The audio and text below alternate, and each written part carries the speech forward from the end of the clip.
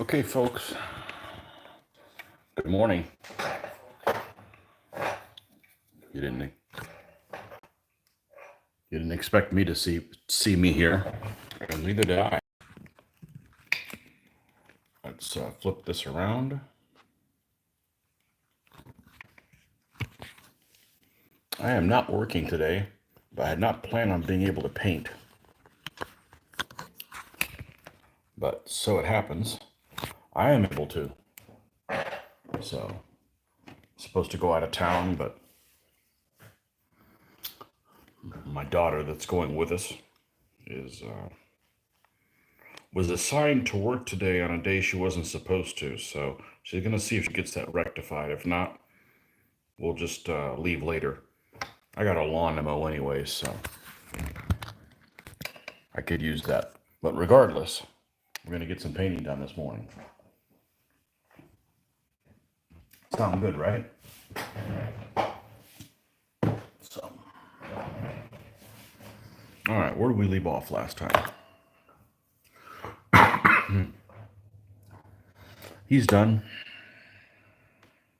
3 are done. 1 left to go.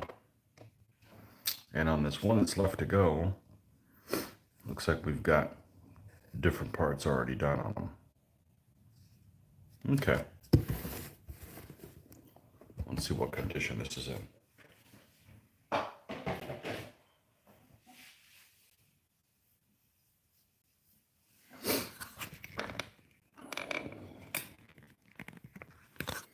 If I can get this thing to stay where I left it and not adjust after I let go of it.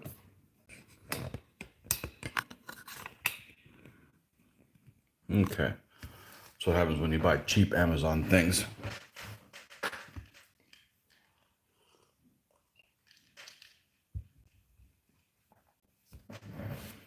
All right. Yeah, I wish there was a store you could go and buy all these things and try them out instead of blindly getting them on Amazon because it's the only source that there is anymore.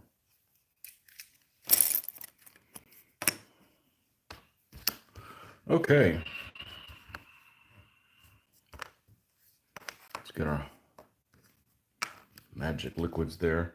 And what do we got here? We got his sleeves and stuff to do. Now, we got red sleeves, we got yellow ones, or yellowish ones, white ones. We'll do this one's white. This one white as well. That should be a pretty common color. Takes no effort. Now, how clean and pristine the white is, that's a different matter altogether, but do we have any white alive? We do. The white is alive.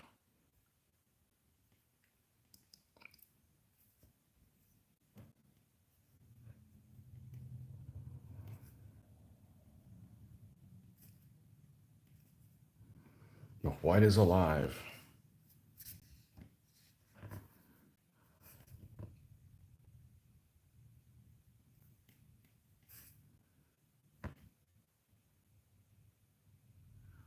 See, I planned all along not to.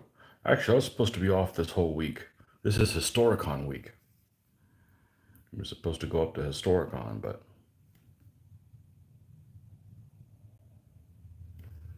they moved Historicon in November, which automatically meant I'm not going to attend. Too busy in that month. And I unasked for the days off. I know that's not proper English. I unasked for something.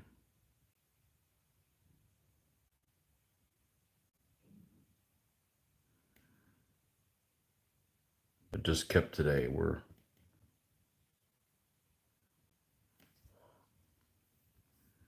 supposed to go out of town. I do some sun worshiping. Hopefully find a place in Florida where it's not raining every day. That's what the plan is. We'll get there.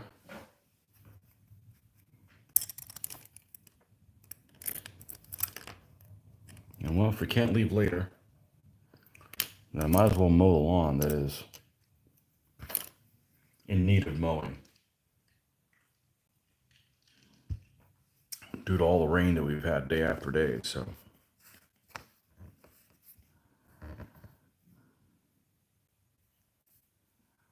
I don't pay somebody to mow my lawn. It's not that big, and unlike hiking the minimum wage to ridiculous levels, I don't believe in paying people. What would it be equivalent to? $25 an hour to mow my lawn? Nah, I'll do it myself. Thank you. I could use the exercise. I've got a podcast I need to finish listening to. Anyways, that's what I do. I usually put a podcast on and just listen to that while I'm mowing the lawn, unless I need to listen to music. I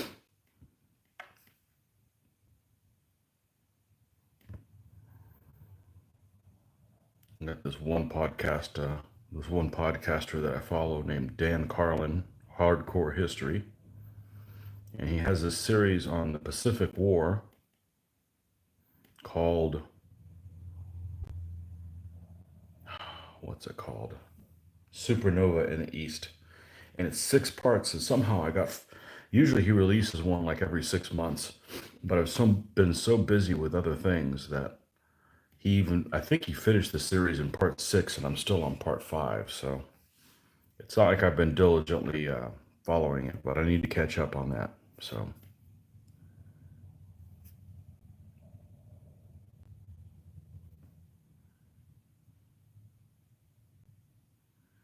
It's the only podcast I'm following right now. There are other ones I've followed, but I've just kind of fallen away with them.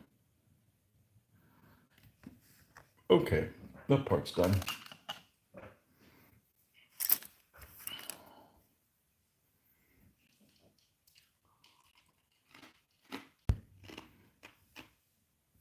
I figured for sure this time on a Friday, there'd be some Brits or somebody still around.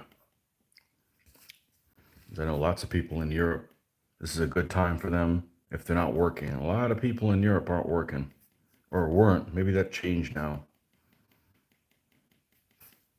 I know people that do sessions in the middle of a workday, and they'll be like, man, how do you get so many followers? That many people just not at working, or they're at home doing their thing, and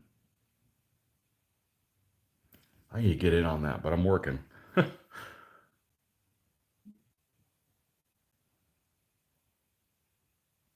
Not today.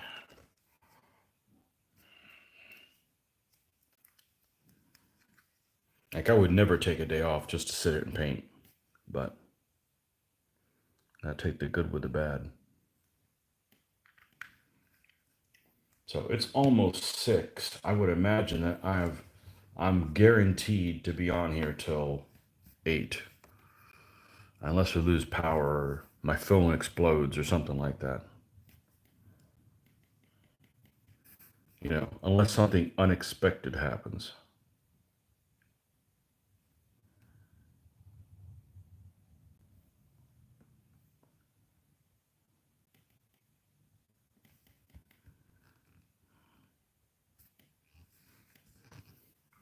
Something out of the ordinary.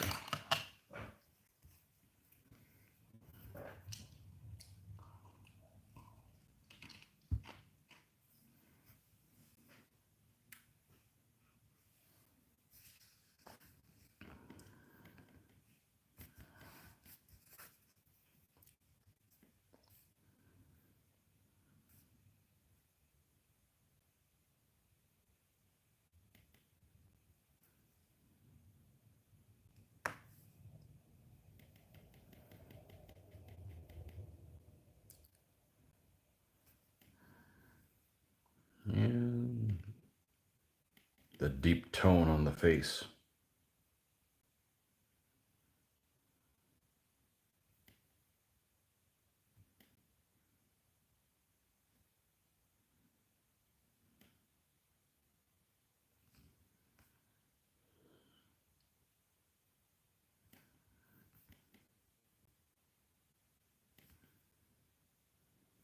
Let me try something. Let's try this.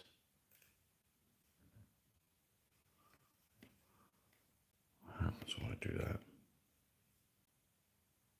No difference. Okay.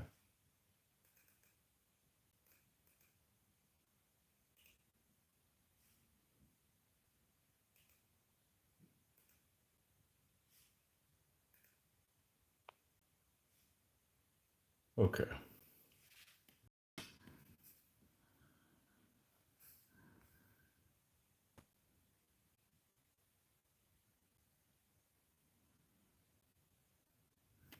Unfortunately, fortunately, that's what I was trying to say. I think I said that, but it didn't come out like that was maybe the case. Fortunately, this figure does not have any eyes cast on him, like in some bug-eyed version, which my preference is to not paint eyes on 15s because I figure that they're going to be way out of scale if I do. But sometimes the sculptor, in his infinite wisdom, decides to sculpt them with bug eyes. Well, I got to paint them then. You know,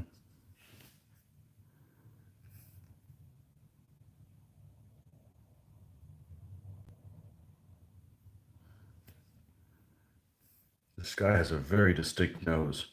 I don't know that I've ever seen a figure like this with this distinct of a nose.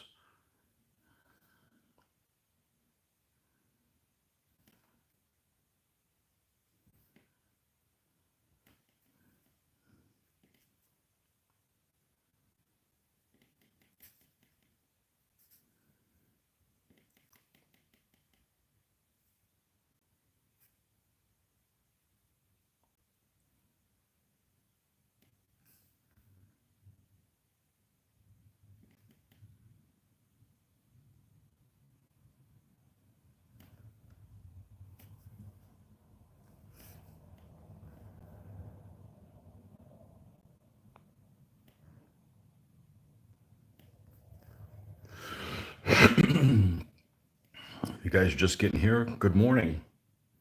And I know you're not expecting to see me here. I'm not either. I was supposed to be out of town. Well, I would have still been here, but I wouldn't have been painted. I would have been packing or getting ready to leave or what have you. We're not going that far. We're going about an hour and a half away. Going to a town I've never been to before in Florida, ever. So,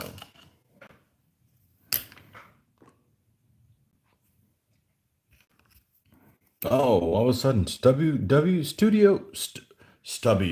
No. Studio WGS, live from Malaysia. Welcome. I am painting my papal army.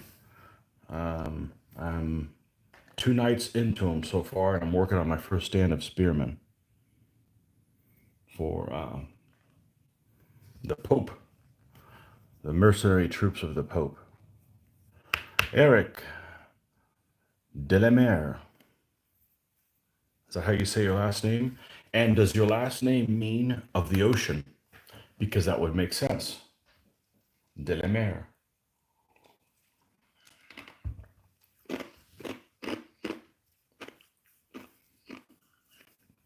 I have a mare story for you. And no, it's not the MERDE. Um, um, I was reading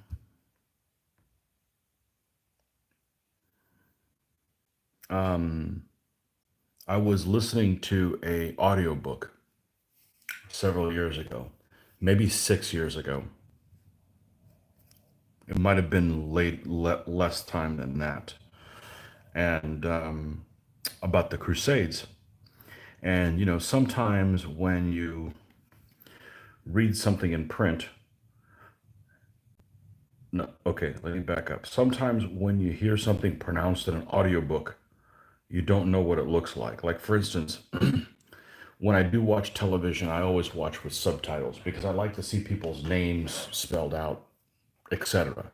I tend to watch things that are pretty complicated, like spy or backstabbing type things. So they tend to be complicated. I like things being spelled out, people's names and stuff like that. So I'm reading this, I'm having this audiobook read to me, and it keeps referring to this Crusades, and you keep hearing this word called outre-mer, outre-mer, outre-mer. And I'm like, what is that? And why are they saying it that often? And it wasn't until I put two and two together, I'm like, oh, that's how you say outrimer. The whole time, in my head, when I've read, things about um, the Levant, in a book, that's how it's spelled, outrimer. And I'm like, oh, that's outre-mer. Oh, okay. Finally, I didn't put two and two things together. You've enjoyed my recent videos. Well, hopefully you will enjoy the other videos I have coming as well, because there's more coming.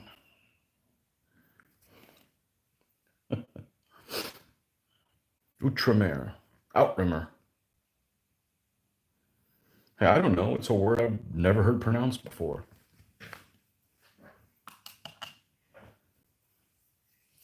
I didn't even know that was a French word. Obviously, when it's pronounced, I did. I'm pretty good about things in other languages. I speak two, so I have a clue. And I don't think the French things are that complicated, except when you do the accents, you do the double accents. Some accents go an accent over an E goes one way and it goes in the opposite direction as well. And I don't know what one means over the other, but I'm just a stupid American. So what do you expect from me? I do better than 90% of the people here, so that's good enough for me. I beat the percentile.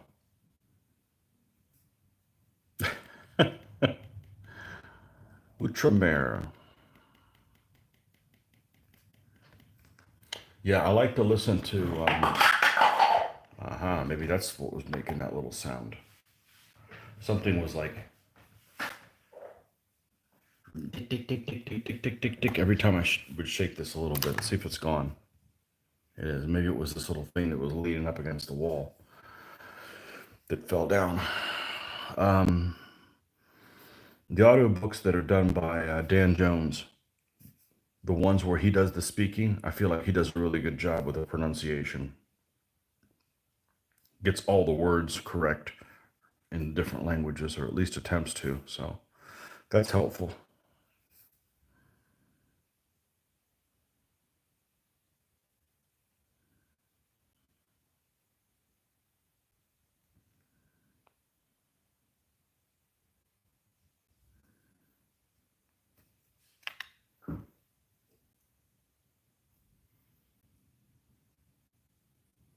Good morning. I'm at work. Good morning. I'm not. That's why I put TGIF. Did I put TGIF? No, but it's TGIF was created by somebody that worked 410s. Because I don't like Fridays. I don't like Fridays because I'm burned out from the week. Nobody wants to work, but yet you still need to get everything done. And some people just wait till the last minute, the last day of the week to do anything, and then you're like running around like a maniac. Customer wise, what I'm saying. It's like, oh crap, I need this. Oh, where were you all week?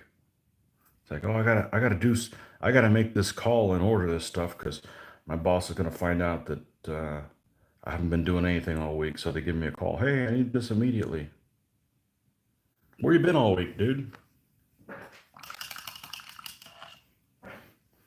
And everybody's like, man, it's Friday night. Let's go out. No, that's the last night I want to do anything. I'm burned out. A whole week of not getting insufficient sleep. Of not getting sufficient sleep. There we go.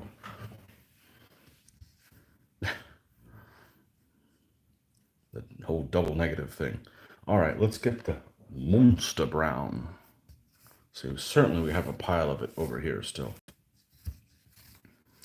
John Carter, are you commuting from Mars today? Oh man.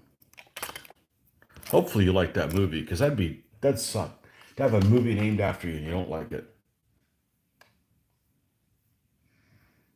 That'd be like somebody say, oh, Tony Aguilar. Oh yeah, I saw that movie. It sucked. Thanks, pal.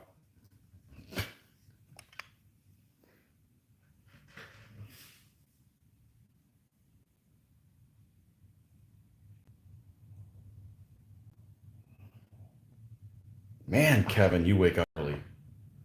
Whew. Well, you're only 2 hours different. Yeah, it's early where you're at. I used to wake up at 4 in the morning. Good morning.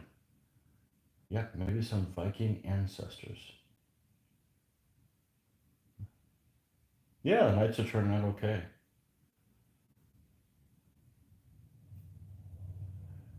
6 p.m. here is offer would say, good evening.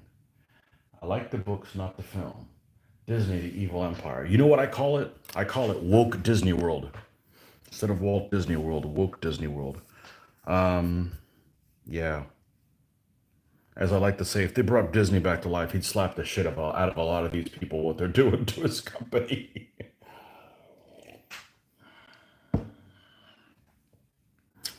Oh, well.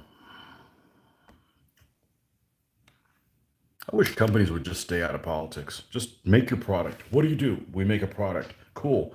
We buy that. All right, that's nice. Have a good day. End of story, right?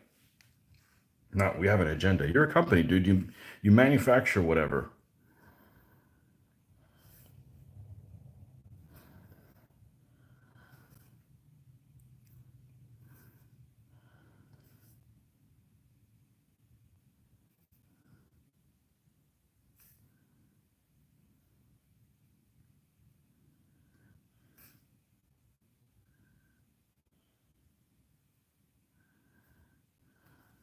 Woke Disney World.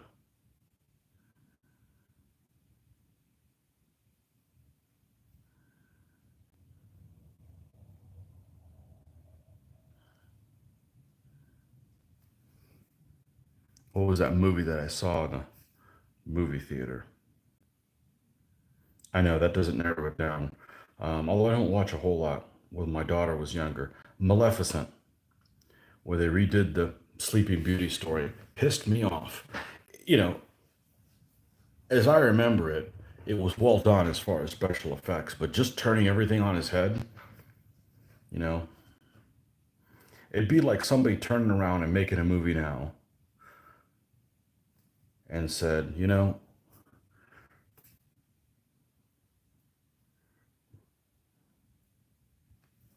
we're going to make Stalin the good guys and the West the bad guys. I'm like, what? No. But it's a make believe story, so why do you have to change it? I don't know. It's that whole changing thing. Just make another story, you know?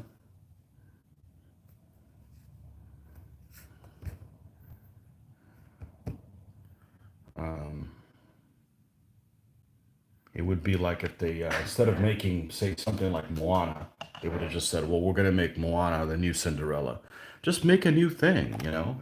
It's okay to be inclusive and including more peoples and races and things. There's nothing wrong with that. I'm all for that. No reason to destroy things and change things. And you can do whatever you want with a product, and we don't, but I don't have to. I don't have to buy it. But stop destroying things. Let's add to things, not tear things down. How about that?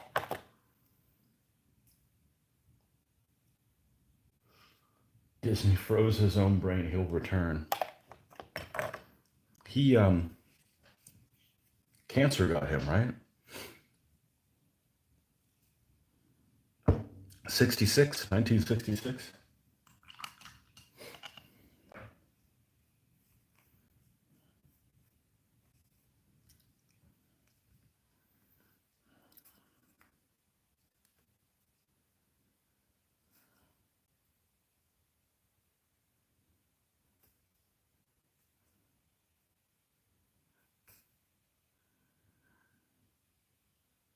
Yeah, and I cringe at monopolies.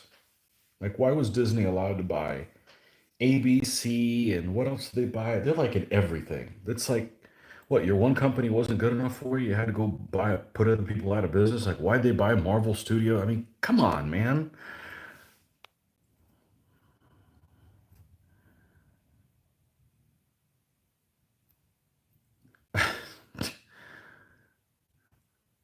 What happened to antitrust? Is there no more antitrust anymore?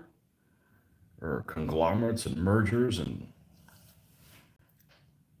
Oh, it's good. The world's going to be great when we have one cell phone company. Oh yeah, it's going to work as good as that can with a with the line between them with that string.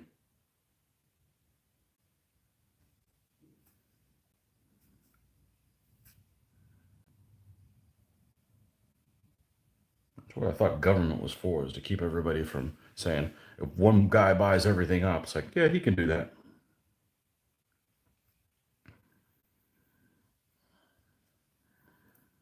Competition's good, folks.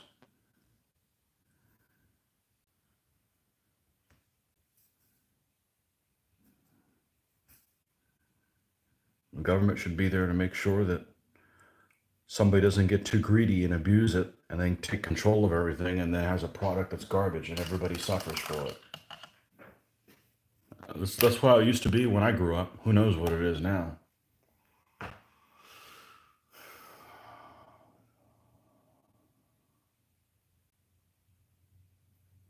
Lucas. Yeah. Can't replace Stanley, Jack Kirby. I was looking forward to the dopey movie about the dwarf that sold drugs on the corner for the other six.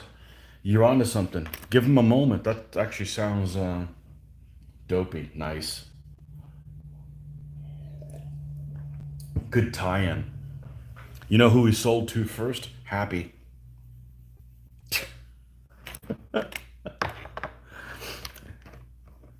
And then they had the guy that had an allergic reaction was Sneezy. Is there a Sneezy? Sneezy, sleepy, dopey, happy, grumpy. He didn't get any. Bashful. Did I get them all?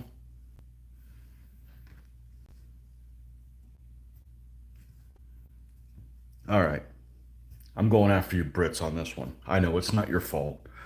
Um, I refuse to watch that Sleeping Beauty remake because could you at least cast somebody that can do a French accent instead of casting a a basic English girl? Like, okay, what did I say? I meant to say Beauty and the Beast. I don't know if I said Sleeping Beauty. Beauty and the Beast. Yeah, whatever her name is, the Watson girl. Come on, man, you got to cast somebody who's not that. It just, I don't know. Like I've said it before, companies just want to make a buck. The consumers want a good product.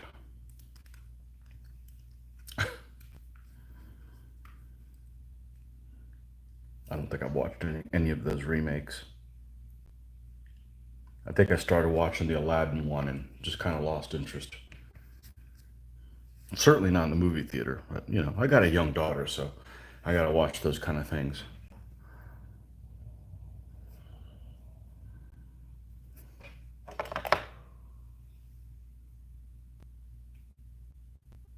Emma Watson. Well, I don't know if she's evil, but she's certainly extremely British, and that's supposed to take place in France.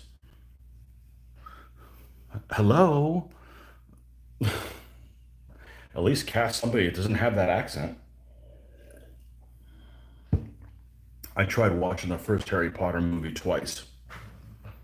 I think the first time I made it 20 minutes. The second time I made it 15. I just couldn't take it anymore. It would just, I think I stood up and said something like, is there no laws of physics in this world? You know, it's not geared for me. And I'm not a science guy. It's not geared for me.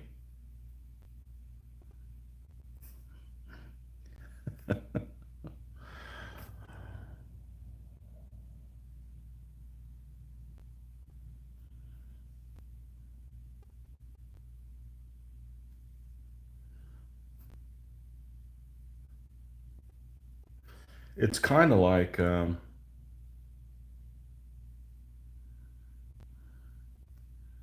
it's kind of like Dr. Seuss for the modern age. There's so many made up words and stuff in there. Like I'm gonna go over the Snagglefootses and gets a wingadanger and a ling ding and a huh? Oh well, it's not made for me.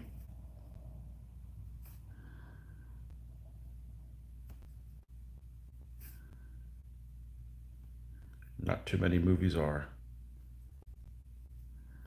And that's just fine because I'm not a person that watches movies over and over and over again. I'll usually only rewatch something if I don't remember how it turned out. So there's a movie I've never seen. There's many movies I've never seen. But there's a movie that lots of people have seen that I never got around to seeing it. And I started watching it last night. And it's Blade Runner. I started watching it with my daughter. I said, all right, well, we'll give this 20 minutes. And other than it looked extremely dated, because not all movies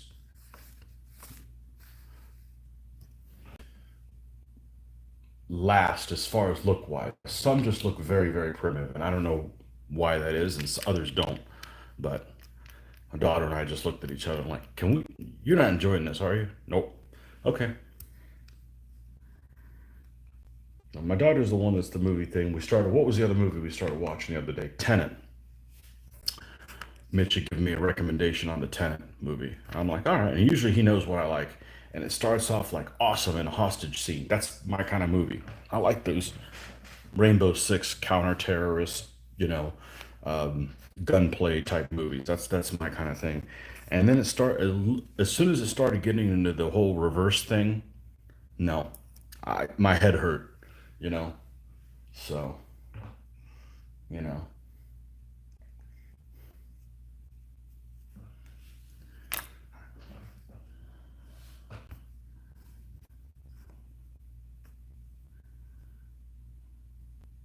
but that's I do like those kind of action gunplay movies kind of thing.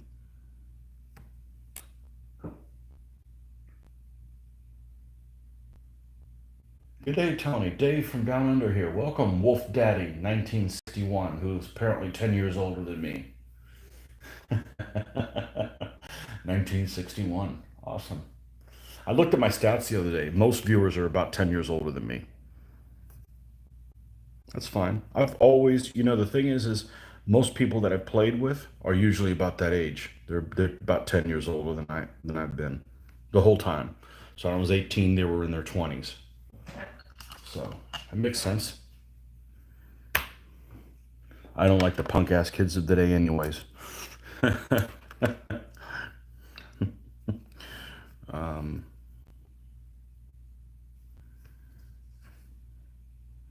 all right, let's get in here and I, did I put some new? No, we're good with this. We could make this work right now. I don't really want to put more down here if I don't have to. Try not to be wasteful if I can help it.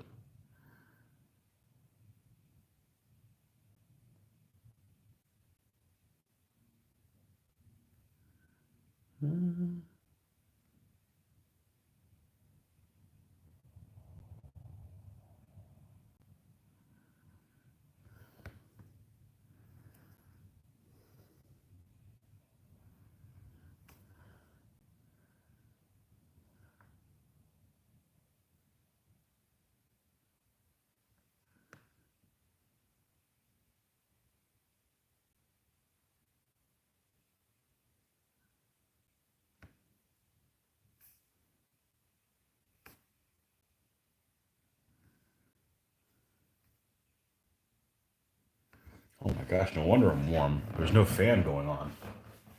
That's just uncivilized. All right, let's pick a number that hopefully doesn't vibrate. If you have a fan, sometimes it'll get on some setting that it'll be like, oh, that's the one setting it can't be at.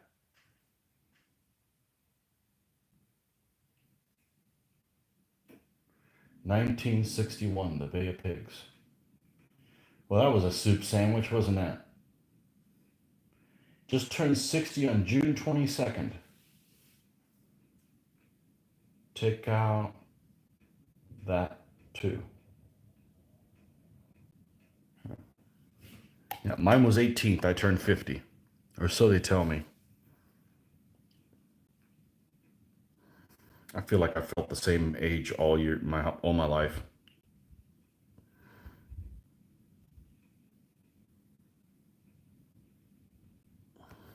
It's probably common for everybody.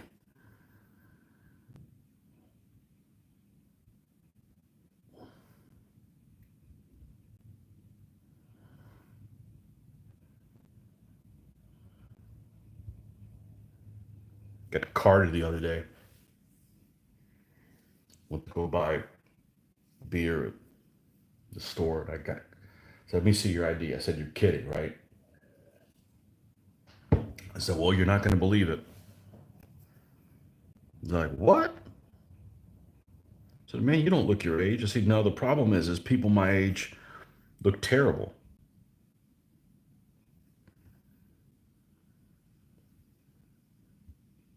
Just spend more time playing war games and people would look better, not be stressed out and doing whatever all the other 50-year-olds do." I play with little toys. It keeps me young. I play with little toys that make noises. Oh, man. Well, we got to get Mr. This stuff right here. Tony, here's a question for you. If I send you the money for a Kushite army, would you paint it and use it? No, it's not about the money. It's my time. No, I would use. Who was it that was looking at the Kushite army? Mitch. We were looking at Book One armies, and he was. He's like, "Man, I really would get that." All right, but Mitch is a painter, and I won't paint for him. I just, I just, it just takes. I'm only getting down to maybe 2.5 armies a year, so my time is more important than anything else. I just don't have. I don't have the time.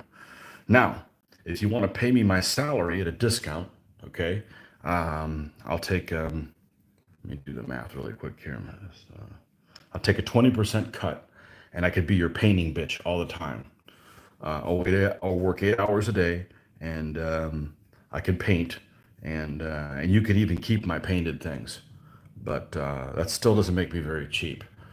So if I need to find somebody like you know Jeff Bezos or somebody like that that's got lots of money, that will. I mean, not that my salary is that high, but I'm not really affordable. But that's the whole thing. Is I have a limited amount of. It's not that I don't enjoy what I'm doing here, but it just takes so freaking long. That's why I haven't gotten around to doing a book one army yet because there's always something that steps in. And this is with me only doing one game system. Imagine if I was like building, things from multiple scales, and I just don't have the time. The girls were gone all last week, and I still feel like I didn't get shit done painting wise. And I painted every day. And yeah, I get distracted talking to people and having these kind of back and forth conversations, but I think that's actually very helpful because it keeps me focused on this, not like, oh, I wonder if somebody responded to my one question that I had on that one thing. No, I can't do that. I've got to do this. So it's a lot more focused on that. I just don't have the time, so that's really that's really the big issue for me. It's not the money. Fortunately, it's not the money. We've been super busy at work, and even I don't work that many hours. It's not like, I mean, I know people that I used to know a guy who was a doctor, and he was my age, maybe he was a little younger. And I wanted to know, I didn't want to know how much he made. That's irrelevant. What I wanted to know is how many hours you worked. Because it's not how many hours you work, it's when you're done with work, how many hours are left for you to live your life. And he's like, I don't know. I don't know how many hours I work. I said, well, just give me a guess. I mean, do you work 80? I mean, how many? I mean, I know they work a lot of hours. And he's like, about 100. I don't care how much you're paying me. I don't want to work 100 hours a week at a job. Unless let's see, what I paid for 100 hours a week. Let's see, 100 divided by 7. I can't do math. It's still in the morning. I'm not going to paint for 12 hours a day. I mean, the back can't take it. So, but this is therapy. This isn't a job. This is therapy.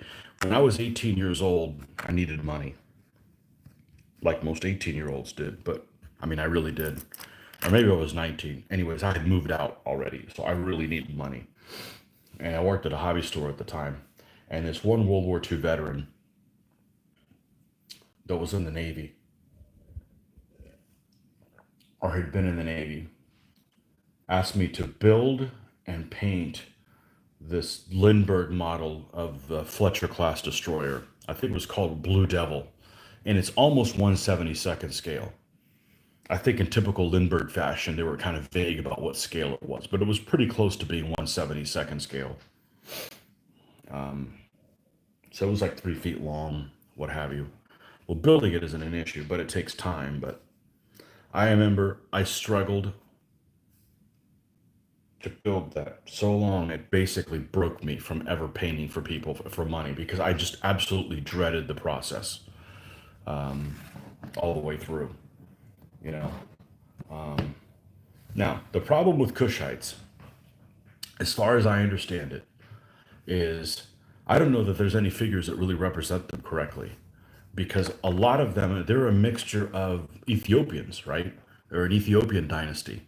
So I don't think that they make Kushite charioteers and some of the, it would be really, it would be difficult. But that is an army that's on Mitch's list. Why, you want to see them in battle? That's a cool army.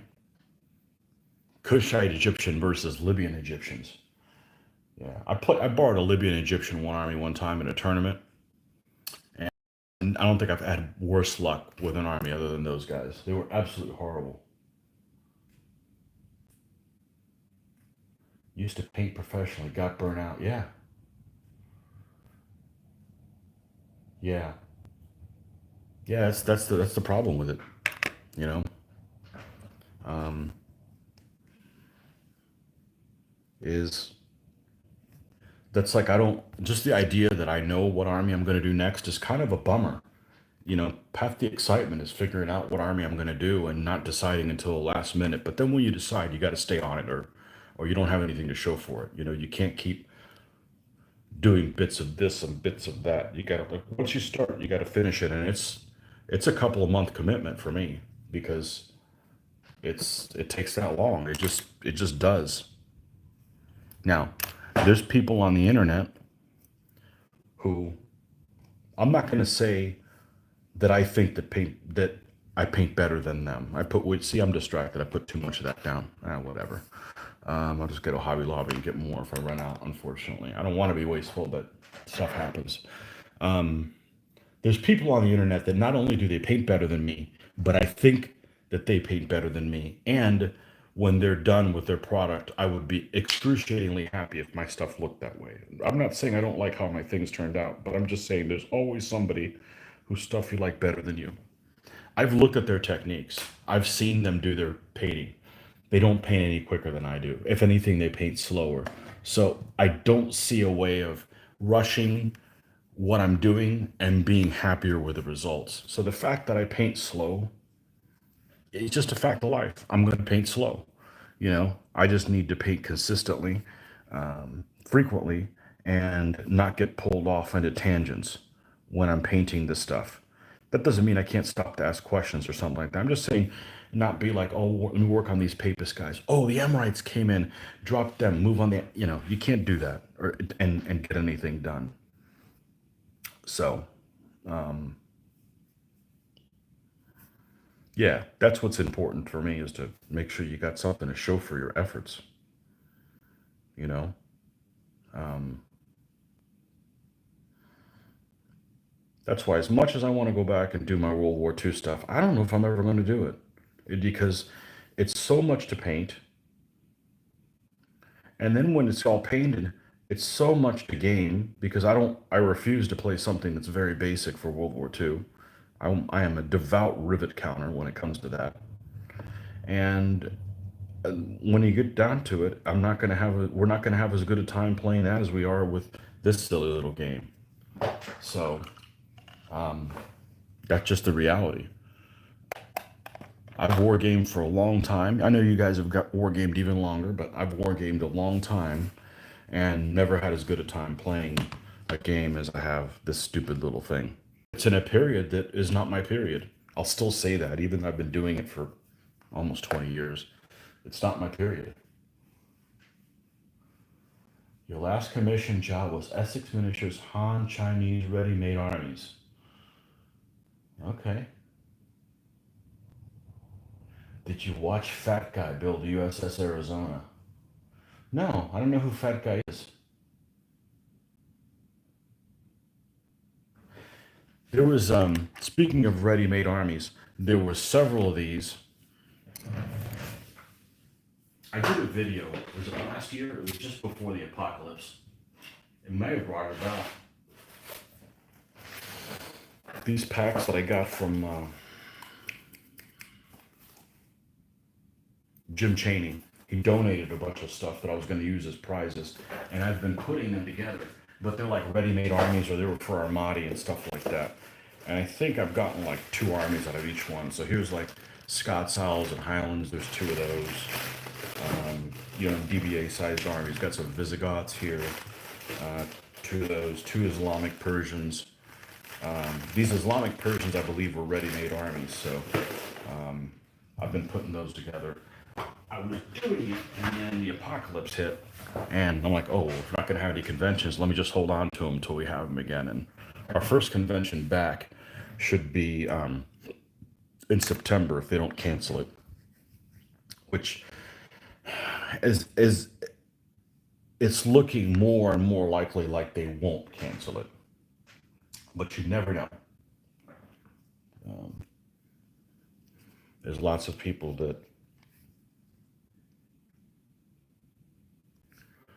I don't know if there's lots of people. There's one person that I know for a fact, I actually can talk to my wife. I've mentioned this before, and said that she did not want us to go back to how things were again because she liked wearing a mask and not have to smile at people. And I would have slapped the shit out of that person if I would have, well, not really, because I'm not a violent person, but verbally slapped the shit out of that person. I don't get physically violent with people. I don't want to end up in a courtroom, but I don't mind ripping somebody a new one when they just say something like, like they're a communist or something. But yeah, she wanted to go back to, she didn't want the mask to go away. Well, you can always wear a mask if you want to. If you don't want people to see your ugly mug, you could have always done that the whole time. But not me. I want to interact with folks. I mean, if you got to wear one, you got to wear one. But if you don't, why would you want to? I remember before this, the only people you would see with masks, other than people robbing banks, were people that were doing yard work, like these professional lawn care companies.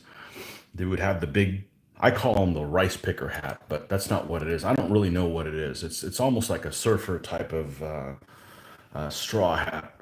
They would wear that, to keep the sun out, and and they would wear these bandanas, okay, to I guess keep the dust and stuff from inhaling it. But these bandanas would have like a skull shape on them.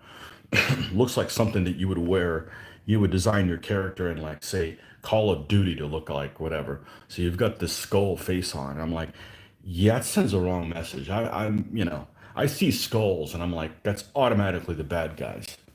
So again, like I said, sends the wrong message. But you can always wear those things if you want to. I just I want to interact with people and see who I'm talking to. And I don't understand things well. I'm hard of hearing.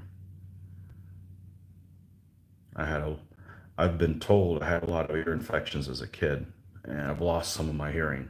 Well, it's even worse than that. I hear everything, but I don't understand. So if I didn't hear anything, I could just be oblivious, right?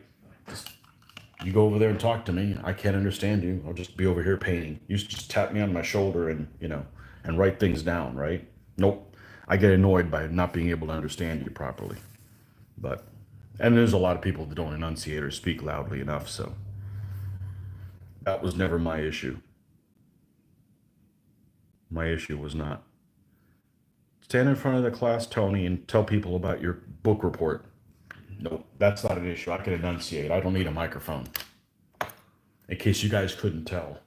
Well, I'm attempting to be a little quiet here because everybody's asleep except me, or hopefully. But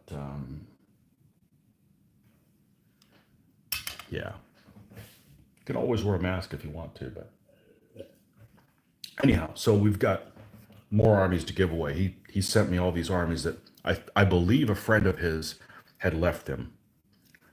I don't know that if he passed away or something like that. And I said, "Do you have any use for a bunch of lead?" And I said, "I don't know that I do because I already have plenty, but I'll put them together as prizes because man, that's my dream job is to put away, put armies together with figures. I love doing that.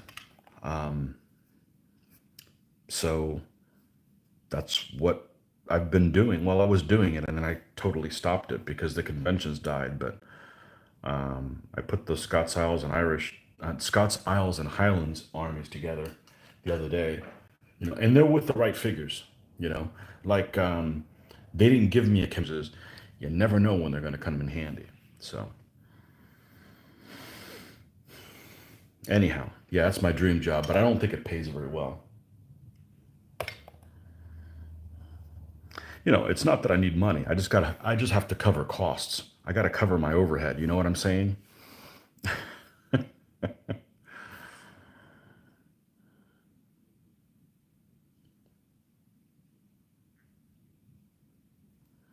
Studio, I don't know if you're still on, but in Malaysia, what side of the road do they drive on? Do they drive on the English side or the normal side? I don't know why I'm thinking that would be an issue. Singapore would be the English side. Hong Kong would be the English side.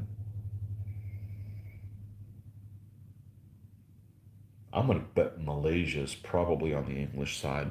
I don't know why.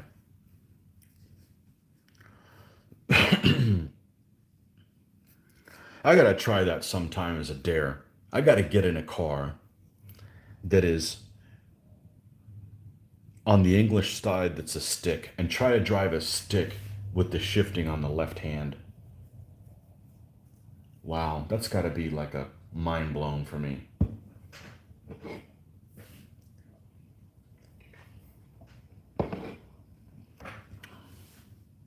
Man, I miss driving a stick so much. I'm so glad to be able to get it back into that. I'm took I took let's see, how long did I have my first car?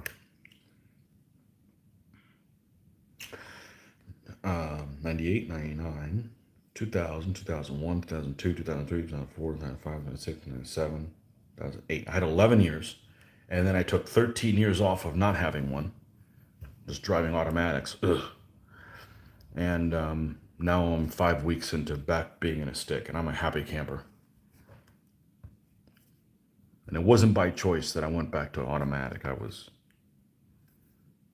attached to someone that did not want me to have a stick because they couldn't drive it in case they needed to.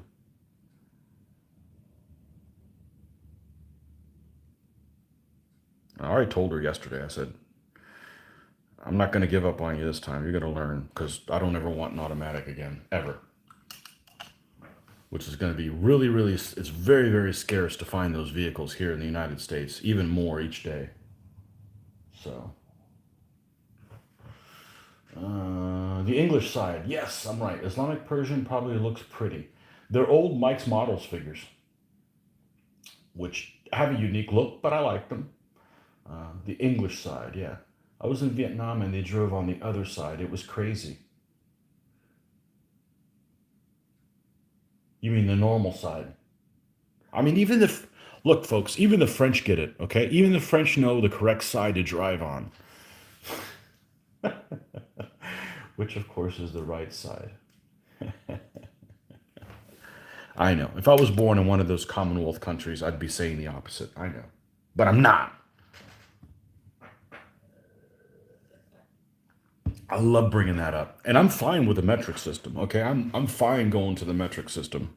I can deal with the metric system. I can't deal with that shifting. Like the clutch pedals are the same, but the shifting's over here. Like I got to give it a shot, man. So where's your oh, I guess the handbrake's on the left too. Wow. Whew.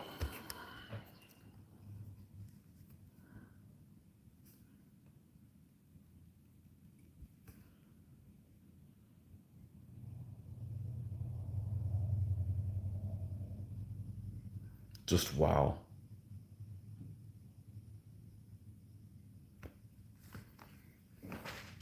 Maybe sometime I'll get a chance to do that. Yeah, I went to Jamaica one time and they drive on the English side. Well, when they decide to drive on one side of the road, because usually it's all over the place.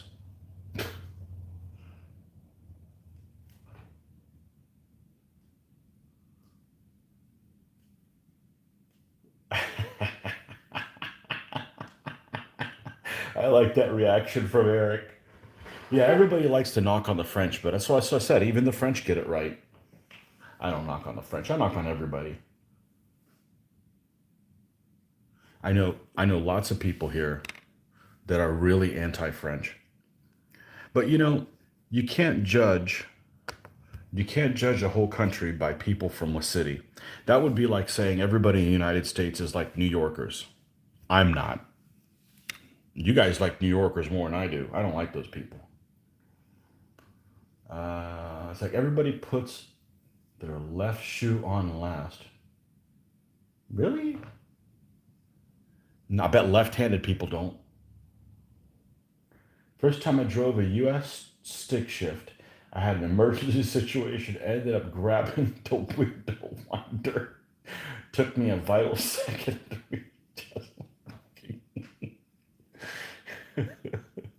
It's sink or swim. You either get it or you're in an accident. Yeah.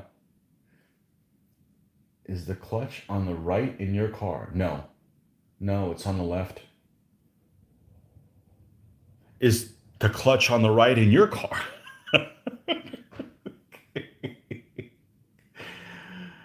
Oh.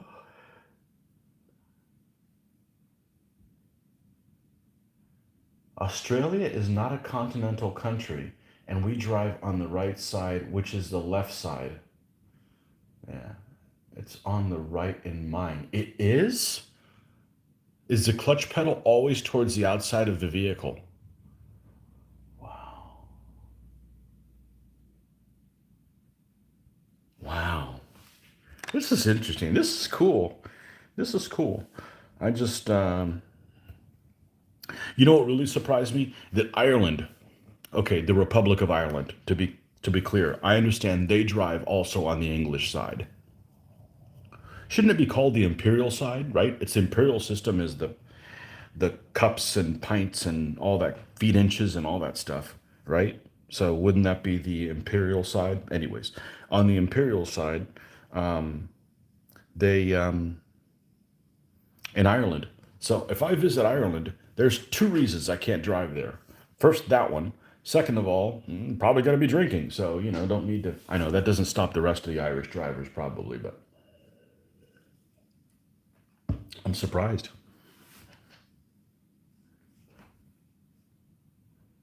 That's got to be a zoo. When people go under the tunnel, go through the tunnel, and they get to the opposite side, they have to switch sides that they're driving on. Wow. I don't like the idea. I'm not afraid of water, but I don't want the water to be above me. You know what I'm saying? That's like creepy. I've seen too many movies.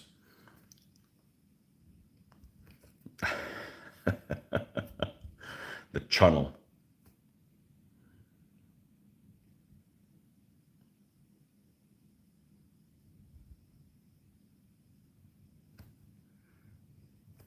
I've been in tunnels that are much smaller, obviously,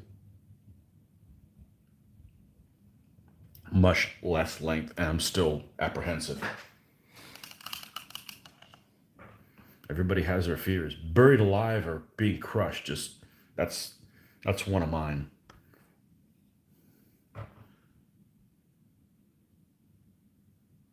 Who wants to go to the UK now anyway? Accelerator, brake, clutch, like left to right, huh? Wow, that is weird. That is truly strange.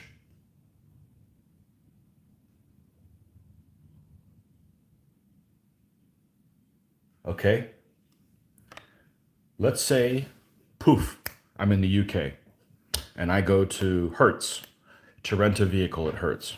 Obviously, they're all steering wheel on the right hand side, the incorrect right hand side. Side.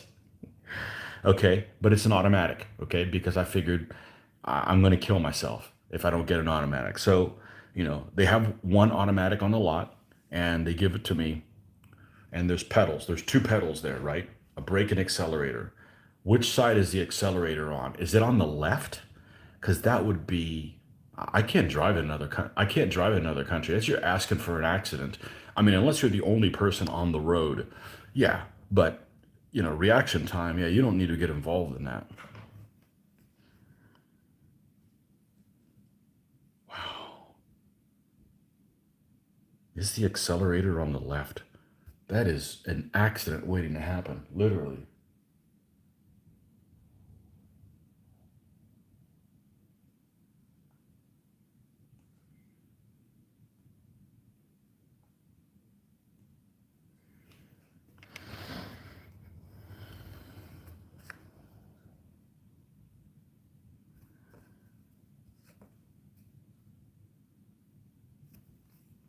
That would be a dangerous situation.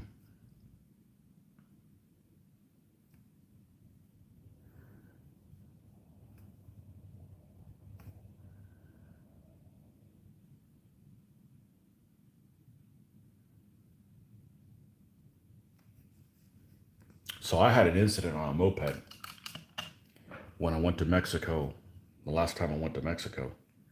So I'm going to say 4 years ago. It was 3 or 4 years ago. So when we always would go to Mexico, we'd always rent mopeds, right? Because we could speak the language and just go around a little. It was in Cozumel, so it's a little island. It's still pretty big for a moped, but anyways, so we rented mopeds. And we go down this one little spot at the beach to go do some snorkeling or what have you. And I got my daughter behind me. And I am not a hot rodder. Okay. I don't do, you can have fun and be safe. Okay. That's my thing. That doesn't mean I'm uber cautious, but I try not to get too bold until I'm comfortable with what I'm doing. So we get down to the place, the beach, get there, and we rent wave runners. And they're kind of the same thing. They have a throttle on them. And we do that for half an hour or whatever. And then we get back on the mopeds and to get ready to go back into traffic. And I have an incident where instead of stopping, I gave it more gas. And luckily, none of us got hurt really badly. I got hurt more. My daughter didn't get hurt at all. She was on the back. But I was literally stopped and I was getting ready to go. And I gave it too much and tried to correct it in the wrong direction. So, like, did I flip it? She fell off of it and it rolled onto me. Anyways, I got bloodied up a little bit, no big deal. But then I think what happened is the throttles on the Wave Runner and the throttle on the moped were backwards, and just being exposed to it being one way for half an hour, it got my mind thinking that way. And then when I went back to the other one, my mind kind of got confused. Sometimes it's just, you just inadvertently do things, and I'm like, okay, well, no more mopeds for me. When you're trying to be cautious and you still have an accident, you probably don't need to be on whatever that device is. But the nice thing is, my daughter's now scared of ever being on one, even though she didn't get hurt. But it was just kind of like, she knows that when she's with me, we're not doing crazy stuff. I mean, we go out and we go to the range and stuff, and we're cautious about things. And yeah, that pretty much cured me of that. But so yeah, I won't go on a moped again. It was annoying because I wasn't trying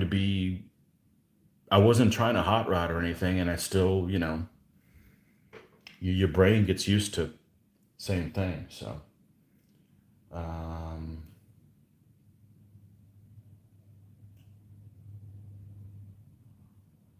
no, it's not.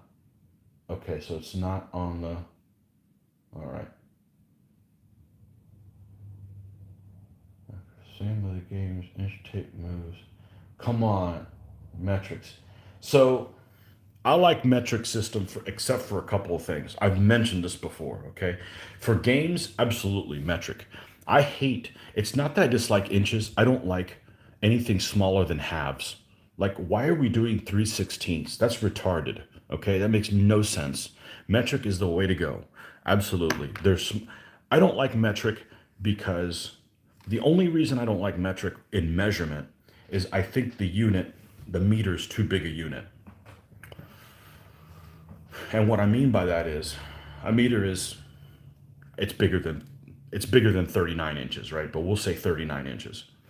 There's a lot of things that you measure that are about 20 inches long, but because decimeters doesn't get used, millimeters gets used. So you have a huge number that 750 millimeters is a big number. It's 750, 754, something like that. But it ends up being something like, oh, yeah, it's only like 20 something inches long.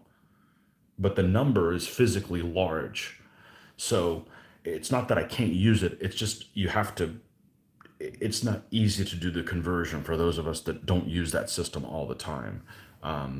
Mathematically, it's the way to go. But visually, because you're talking about something that is, this long, and now it's hundreds of millimeters long, and it doesn't seem like it should be that big of a number. I just think that the meter is too big. I think they should have done is decimal feet. Like everybody knows what feet is. We've always been using it. Just divide it by 10. Like engineering scale. Nope, they want to divide it by 12. Well, the 12 doesn't work. So I'm fine with a metric system. Okay. Um, anyhow. Um, da, da, da, da, da. Brits Autos. Brits Auto Safe can't go faster than 15 mopeds faster than most English cars. So you're saying English cars are like American cars? They're not worth a damn? Okay. I know I've heard about British cars. You have to buy two of them, use another one for spare parts. But it's the quality control, right? It's not that where it's made. Most sailors were right-handed, so the steering oar was placed over or through the right side of the stern. Sailors began calling the right side the steering side, which soon became starboard. Wow. Welcome, Rick Brown. Cool. Hey, Tony, watching one of the Dark in the Skies vids, and you had two artillery shooting at a bow. You gave the bow a 4-1 for the second artillery. I thought the bow would be a 4, a 2-1. Huh? We'll get back to that in a second. Combining two English words, steor, meaning steer, and board, meaning the side of the boat. Boats being older than cars makes us Brits right. Colonials, pa. Well, I'm not a colonial. Like I said before, I told somebody else, we've been fighting your people since 1588. It's a good thing, and the Irish have yet to thank us because if it wasn't for 1588, everybody in Ireland would be red haired and freckled. Know what I'm saying?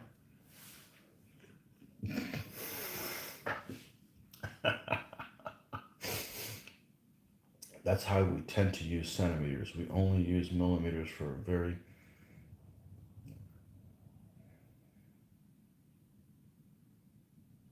Europeans would say 75.0 centimeters. Oh.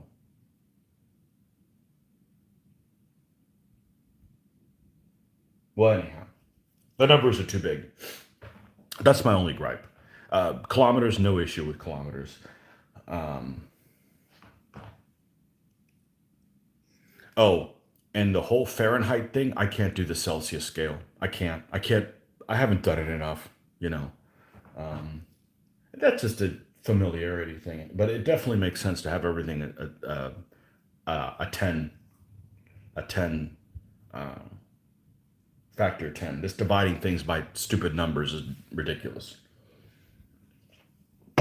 Marco's question. You're watching one of my Dark in the Skies videos and you had 2 artillery shooting at a bow, right? That's normally a 4-2. You gave the bow a 4 minus 1 for the second artillery. I thought that the bow would be a 2 minus 1. I don't know. War Thunder now calls Chattel Tony. Okay. Have fun saving the world. I haven't played that one yet. That's like World of Tanks except ships, and World of Tanks was fun for a little while. World of Tanks made me realize that, and I don't know if this is a viable tactic. I never come across this in a war game prior to that. Do you have a tank here somewhere? I'm sure I do somewhere, but I don't know where the hell it is. But where you have to angle, if you're shooting at a tank, you want front armor to front armor, but angling yourself a little bit to get that thicker armor deflection thing. I don't know if people really did that in real life, but it might be one of those gamey things. Maybe I misunderstood what you were saying in the video, but bow is a 2 against artillery. It is. It is. So if you've got, I don't want to hunt artillery now. Come on, I got to have another stand here. Okay, this will be the artillery, and this will be the bow. If this is a bow, this is artillery, 4-2. The other artillery shooting at it drops him to a 1, so it should be 4-1 shot, not 2 different shots. I don't know if that answered your question. Maybe I got it wrong on the video. Maybe you misunderstood. Maybe both of them, but that's what it should be. How do I record my DBA battle results? By who played who, or which armies used, or use a spreadsheet, or just a wee black book? Just curious. I use an Excel spreadsheet. Let me pull it up here. My anal retentiveness here. Okay, and I'm just going to give you a snapshot here. So here I have, this is my DBA spreadsheet. The date, you probably can't see it here, but I'll just go through them all. I got to be careful because this is a touchscreen too. So I have the date. So the earlier the date, so the new games come up here. I put the date, the event name, which are almost always Mitch House, unless it's at a convention, and then I'll say what convention it is, what event it is, what army I used. I'm only keeping scores for me, because if other people play on their own time, then, So what army I used, what the enemy army was, who I played, did I win terrain, which is kind of a useless category, honestly. Did I win the game? So it's either an L or a W. It's either on the game, it's either a W or an L or a D, which is unusual. I think I've had 1 draw. And then the points that I killed, the points that I lost, was it 3.0? What size board? So here's 24-inch, and it was filmed, and what was it called? So this is, I played Marion Roman against the Batavians, against Luke. I lost terrain. I won the game 5-3, 3.0, 24-inch boards, filmed, Blind General 2. That's how I keep track of it. Up here on this page, I have all of my armies that I have in the order that they got made. So my feudal Spanish at the very top. Why are some in purple? Because they're 3.0 compatible. So I have some armies here that are not 3.0 compatible. My feudal Spanish, I haven't converted them yet. Fanatic Berbers, I haven't converted them. Kaguryo Koreans, I haven't. Tang Chinese, Post-Mongol Samurai. My Sung, that's the old Sung, which is book 361. Now it got converted into 2 different ones. It's now 362A and B. So I converted that army, but I'll never play the Sung again because it's the 2.2 version. Same thing with the Southern Liang Dynasty. That's my Southern Dynasty's Chinese. Love that army. They were 22-7, and then they got nerfed. So I'll have to rebuild the Southern Dynasties at some point, and I'll never play this one again because it's the 2.2 list. And then my Ptolemaics. All my other armies are 3.0. What the record is with the army. So, If you look at where's my Glorious Turks? My Glorious Turks are 16 and 32. It's red because they have a losing record. All the green ones have a winning record. If they were tied, they'd be blue. I don't have any tie games right now. I did, but and then over here beside them is also, like, for instance, if there's a version of, like, here's my medieval Irish who are 8 and 2 and ite. Is that how you say 8 in Ireland? Ite. My medieval Irish are 8 and 2, but if I've used them with Scots Isles ally, they're 8 and 5 with them as well. So there's all versions. There's 16 and 7. I guess that's correct. So so this is what I keep, because this is what I'm interested in. I don't want to build an army and then they have a terrible record. I don't care if I lose games or whatever. And then, of course, it totals all this stuff up. It tells me what my win percentage is. It's forever since 2004. So I have 1,030 wins and 865 losses, 1 draw. So my win percentage is just a little over 54%. So, and then I have another page versus people. So, of course, green's being good.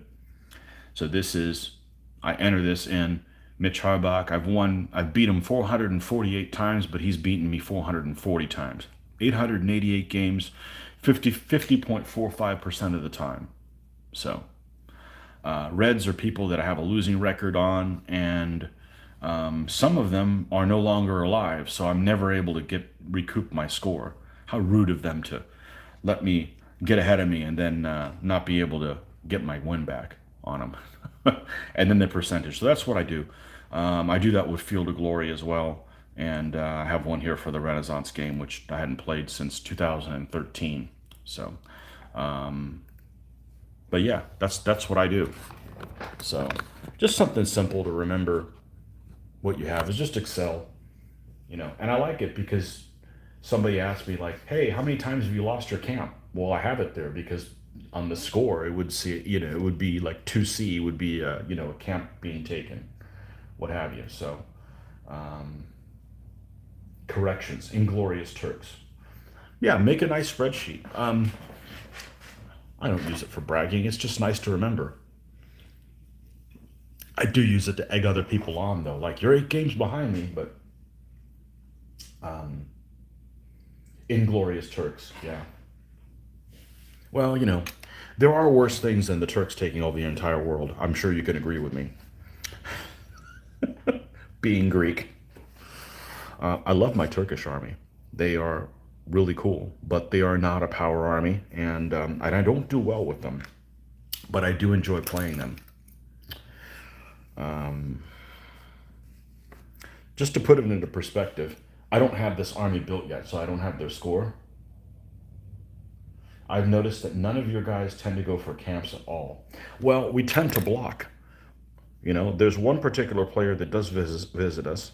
His name is David Sheps from Michigan. Shout out to David if he's watching.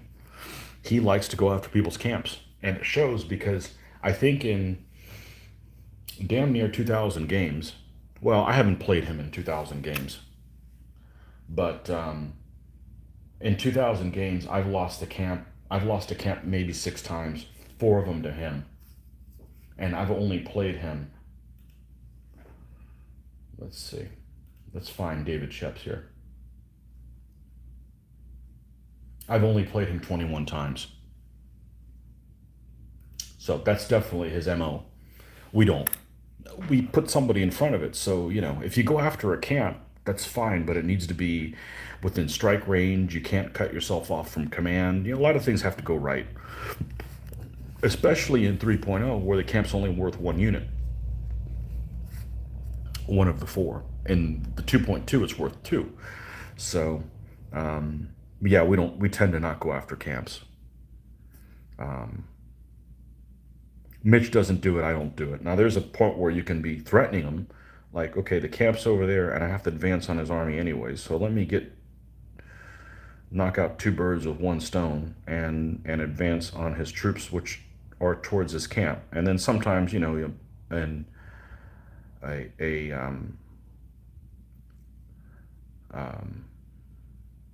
a line, and a hole will open up in the line, and boom, there's his camp. But the camps are a little tougher too on the they defend a little better as well. So camps got a little stronger than they used to be.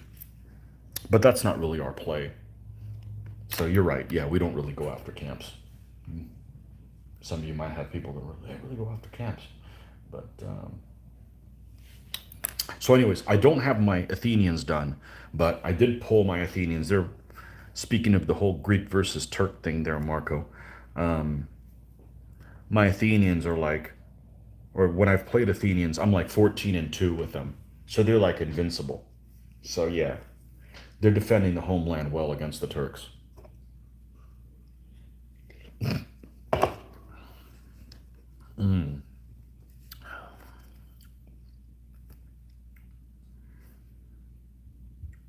Good stuff.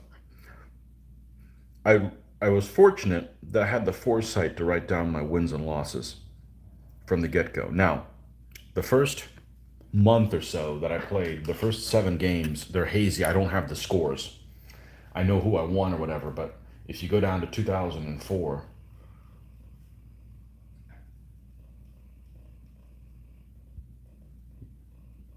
where did it go? Man, I went too far down.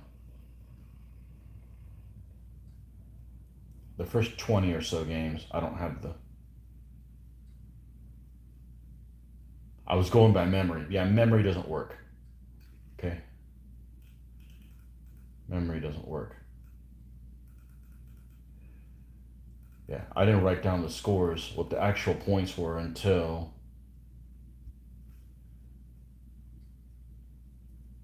the first 22 games or something like that have no scores. I just know whether I won or not. So, and in some places, like the convention, I went to at Historicon, I don't remember who my opponent was. So the stuff from like 2005, 6 is hazy, but that's the very first. I know which ones I won and which ones I didn't. I mean, I'll be happy to delete those scores if it makes everybody feel better, and then my win percentage will be a lot better. But how many games did it take me to win one? I had to lose 2 to win one. But yeah, my first army I did in my feudal Spanish, they were big losers. I lost one, two, three, four, five.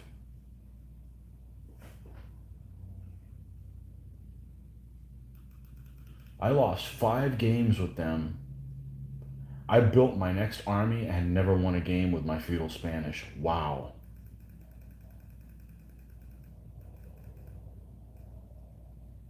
5. They lost like 7 games before I ever won a single one with them.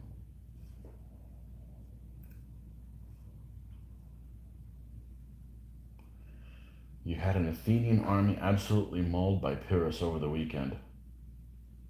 Oh yeah, I like my boy Pyrrhus.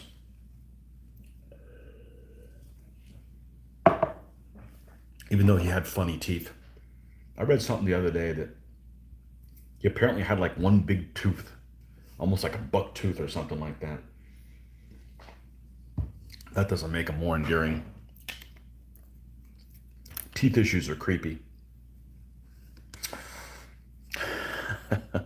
But I like his army. I like his army composition and then his elan.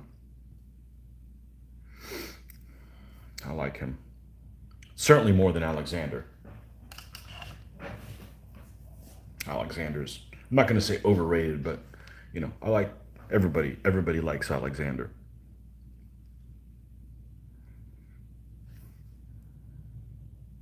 Well, Alexander didn't have towers on his elephants, so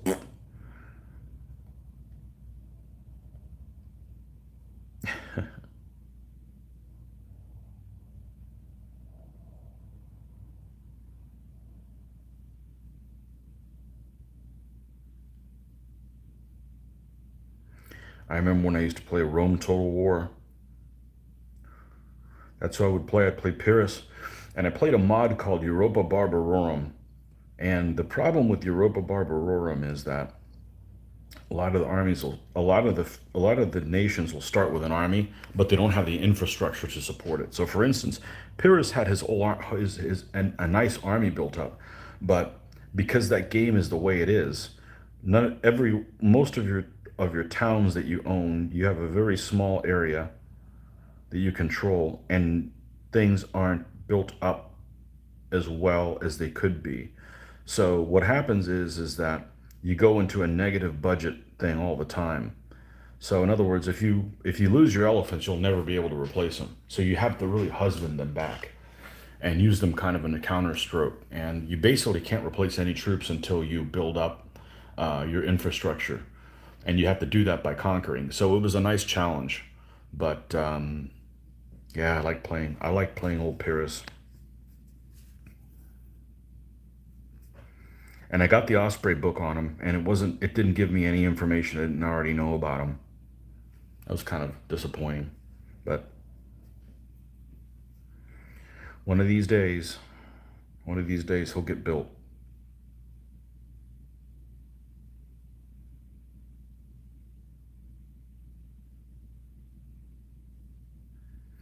And it is an extra challenge to play an army that has an aggression 4. Never being able to pick what terrain you're going to put down. And fighting in situations that are just tremendously difficult sometimes. My Charles the Bold army is that same way. He's an aggression 4, and luckily his bows have saved him many, many times. Charles the Bowed. And my Burgundians have won some awesome victories, but it has taken everything in my power to try to get them to come around for that. They're not easy.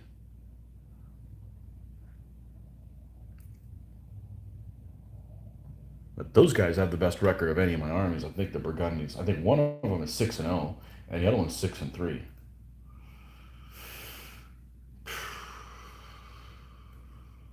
Let's see.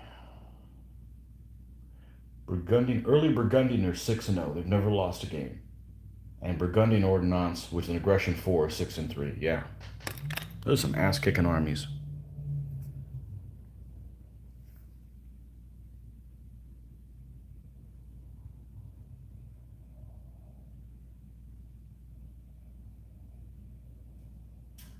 Charles the Bowed.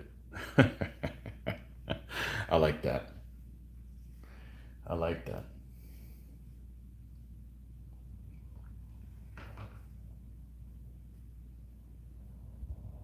Wasn't Julius Caesar supposed to have been born with a full set of teeth? I don't know. Interesting Greek army is 156A Cyrenean Greek, because you can have your general and 3 of your spear. Okay, you better change your standard Greeks. Yeah. Yeah, but what's their flag look like? I've actually seen that army a few times in a tournament. It's not a bad army. They're littoral as well, if I remember correctly. All right,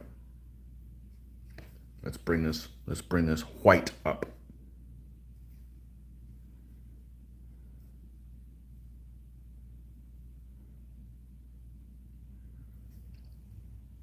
Well, I got every Hun known to man, so at some point I need to work on Belisarius's army because I've got my Ostrogoths to fight him already built. And I've got Byzantines. I just didn't have the Hun light cavalry. Well, I do now. I got so many frickin' Huns I don't know what to do with.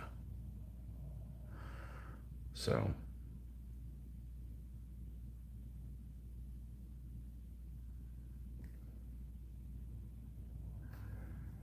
but I've got a million armies in that same category. Like, oh, okay, I got all the figures to do them. Well, I just have to do them. I got to do them one at a time. So, I just want to build this army because we're going to have fun with Pope jokes, and it's a litter. We don't have a litter.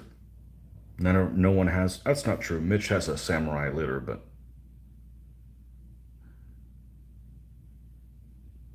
some zany stuff's going to happen for sure.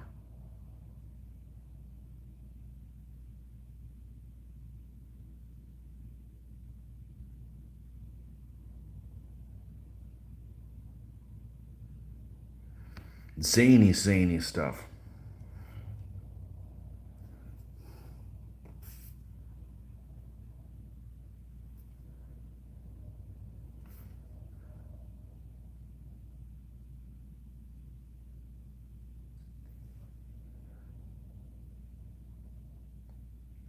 you're painting a line, try to pull it towards you. It makes it a lot easier. A lot easier to keep it straight. At least a lot easier for me. If you're using a method that works for you, I don't need to convert you. You're doing just great. Yeah, that's Latour. It's a cool army. Just like I prefer the early Carthaginians to the late one. I can't believe the freaking Carthaginians won the other night. The funny thing is, Mitch can't either. Maybe we need to do a whole Roman Carthaginian thing. The baby killers.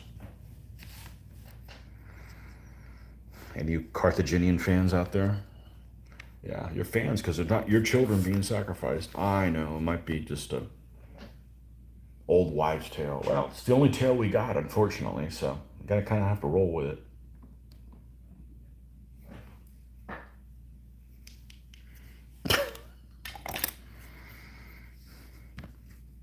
Yeah, I can't believe our Romans didn't win. Those dumb bastards. Hey, that's why we play this stupid game, because you never know. If it was a foregone conclusion, it wouldn't be worth playing. In my opinion. Okay, it looks like black died. Where's my black at? Right here. That's why we play this dumb game.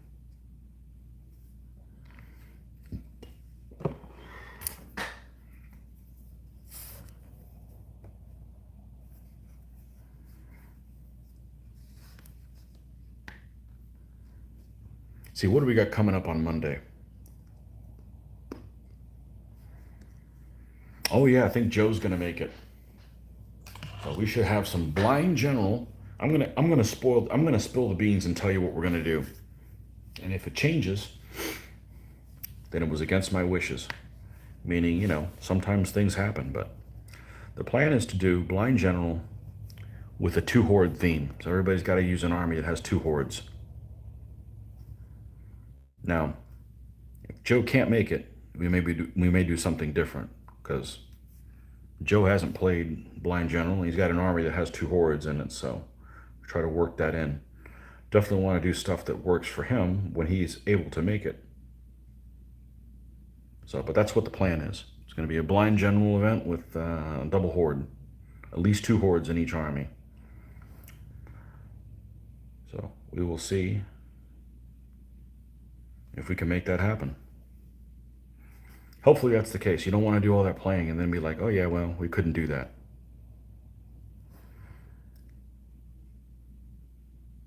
I don't really care for when things don't go according to plan because I get paid for that kind of stuff. I really don't want to volunteer to do it or it happen in my own personal life.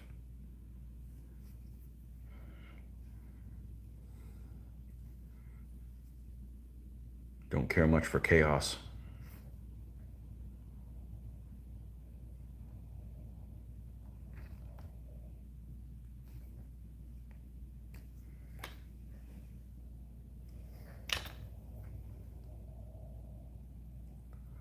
So stay tuned for that. That is supposedly what it will be.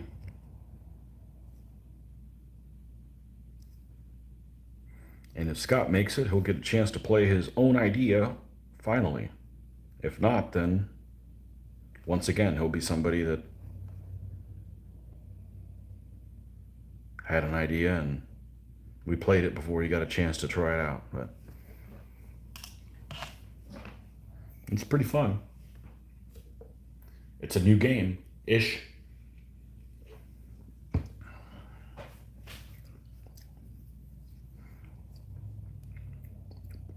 was playing one of my matches this morning before I got on a Field of Glory, playing a match against a player that I've played many matches against. They're a DBA player, so it's kind of cool. Experienced DBA player and a DBA painter. And I think bows are so powerful in DBA. They're almost too powerful. The fact that there's no limit on ammunition, and the fact that they have such a high number when mounted and counter them. I just think they're better represented in um, in other games than they are in DBA. But you know, I'm not going to change the rules on them. I'm just saying that they're extremely powerful if used correctly. I've won many games because of them. Now, you don't want a whole army of bows, but 4 bows can really make a difference. Now, what do we use for the back color of these shields? That one's gray. That one's gray. That one's brown. All right, we'll make this one brown then, I guess. Mix it up a little bit.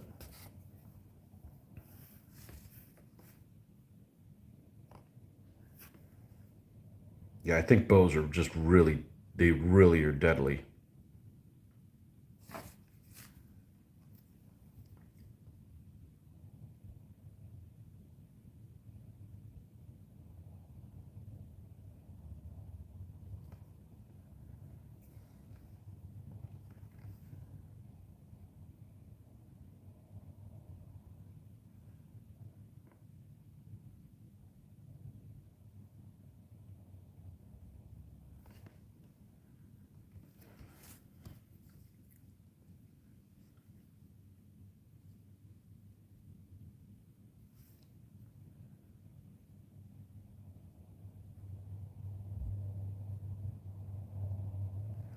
And then we got to do the shoes, and then we'll compare all the shields to make sure they have a similar look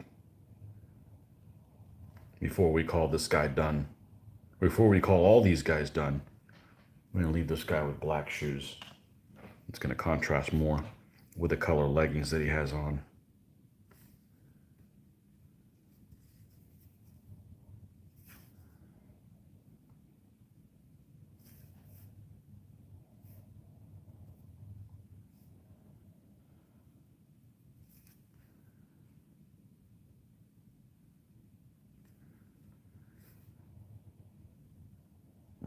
I've heard people say, "Oh, bow are no good," or "This is no good," or "That's no good." There's only one thing in the game that I would say is no good, and it's not what you think I'm going to say. It's when you have a choice between taking a fast longbow or a fast bow. There's zero incentive to take a bow, just a standard bow, as opposed to a crossbow or a longbow.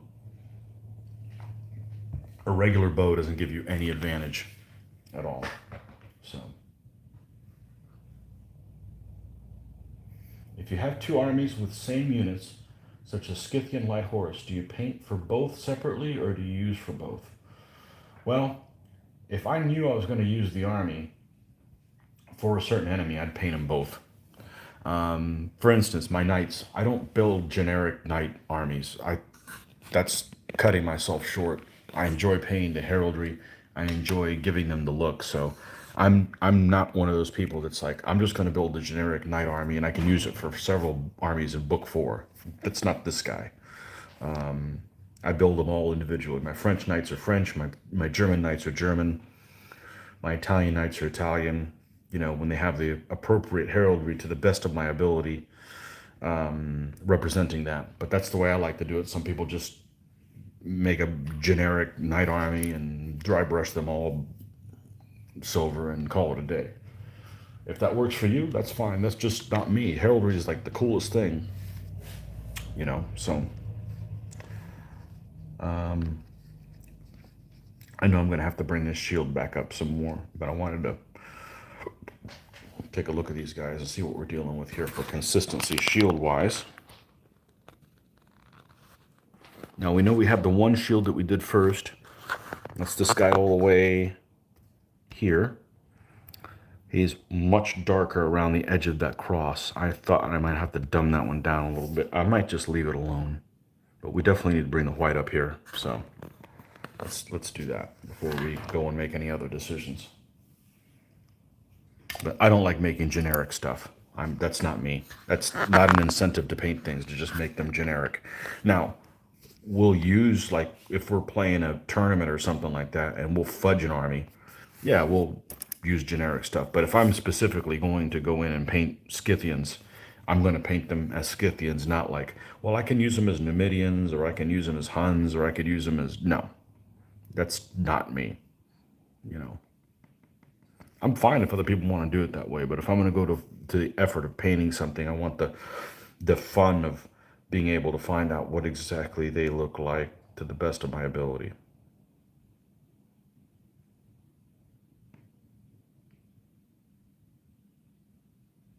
I want them to be different, so there's a reason to play a different army.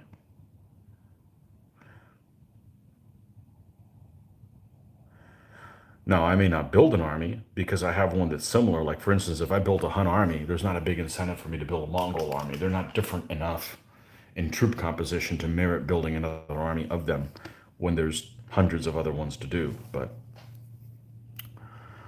generally speaking, if I was going to do them, then I want them to look like what they are.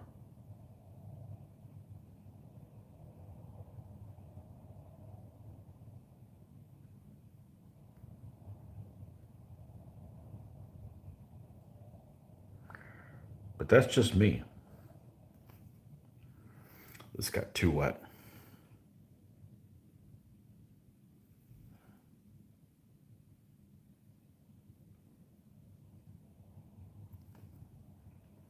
And I do want this to look a little rough. It just kind of got thrown together.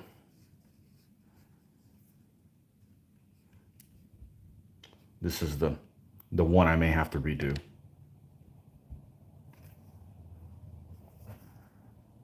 I knew I was going to have to clean this up anyways.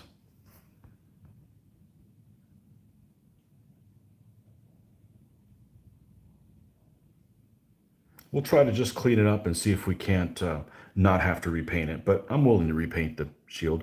It's only the thing I like painting the most. So you don't have to tell me twice. Oh shit, I better make sure somebody's awake. Whoops. I'll be right back.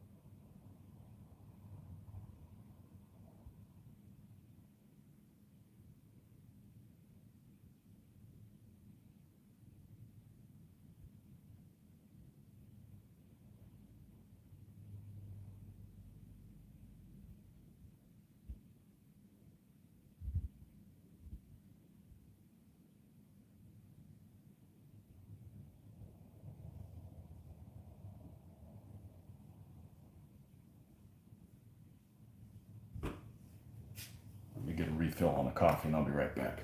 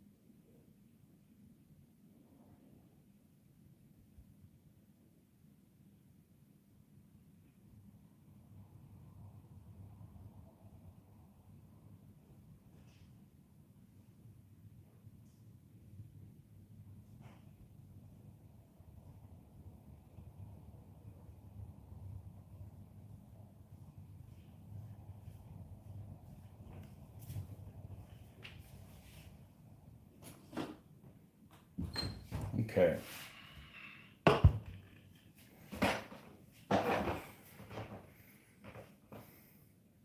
You plan to paint individual German, French, Italian, etc. eventually, but for now, while I have a paucity of armies, I use generics. Sure. They look like Hospitallers, right? That's the symbol of Bologna.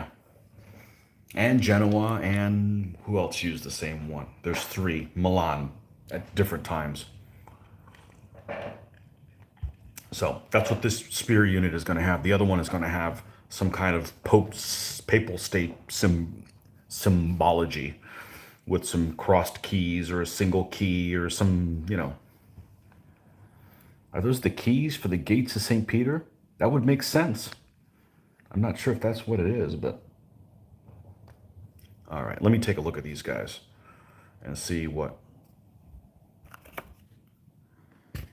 I'll put them up here, and then we can have you guys look at them as well and see what we need to go. And if not, these guys are pretty much done. All right, what are we doing here?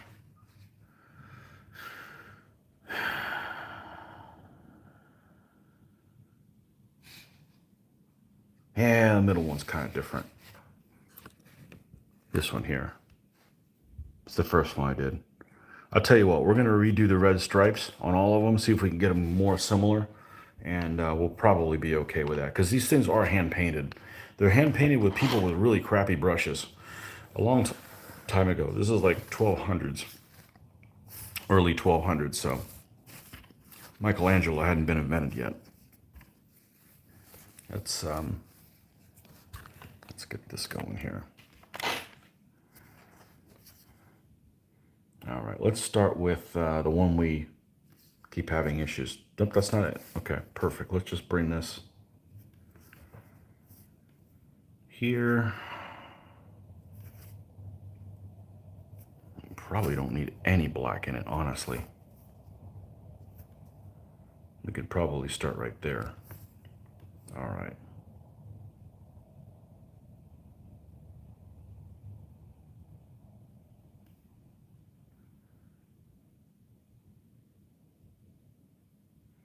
Okay.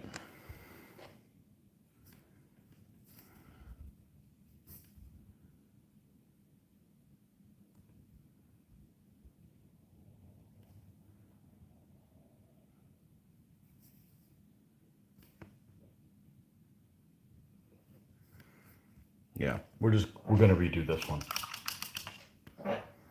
We're gonna redo this shield. There's just too much. I just went too dark initially on the shield, so there's too much of a border between the colors, so it almost looks like a Scandinavian flag, where there's like I was trying to do a black border between them. That wasn't really the case. So, have I ever had an interesting encounter with an alligator or other Floridian wildlife? I have. I have one, only one. I remember a golf game with a crocodile on the border of the Samuel Lake, very cold. Wine guys, or perhaps because of the number of beer we drank in Orlando. A Frenchman that golfs. Wow.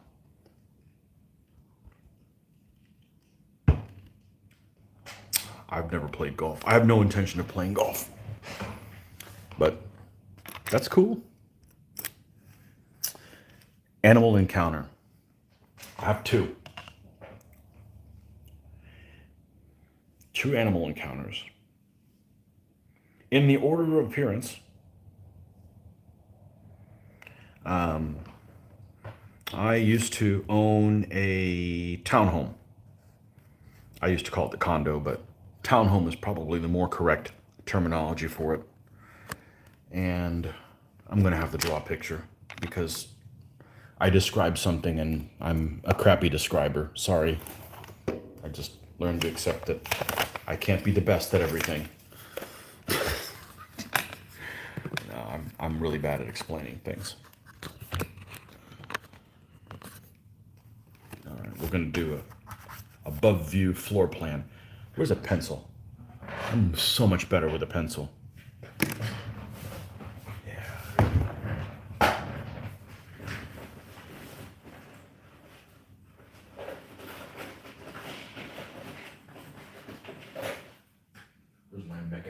pencil.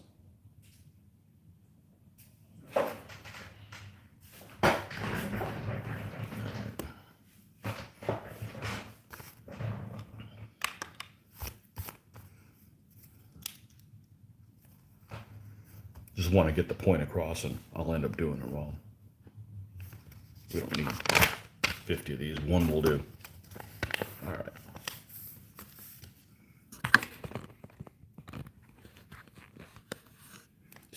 Stories with Tony, and they're drawn.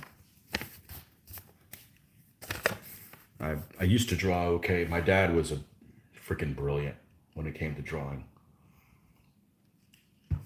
Unbelievably good.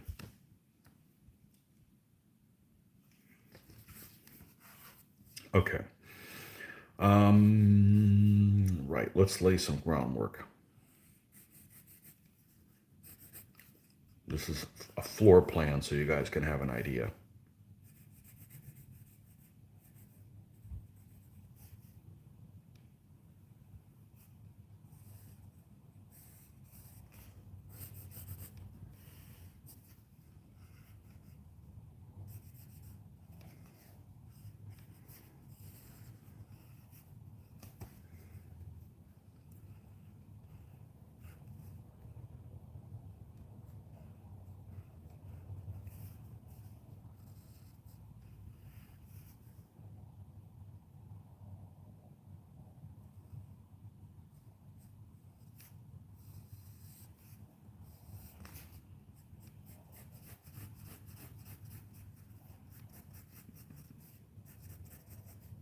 I know, I'm going into too much detail.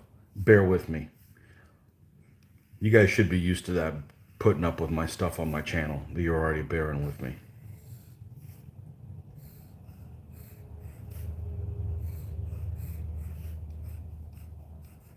Why is he adding all this detail? Because I'm an artist.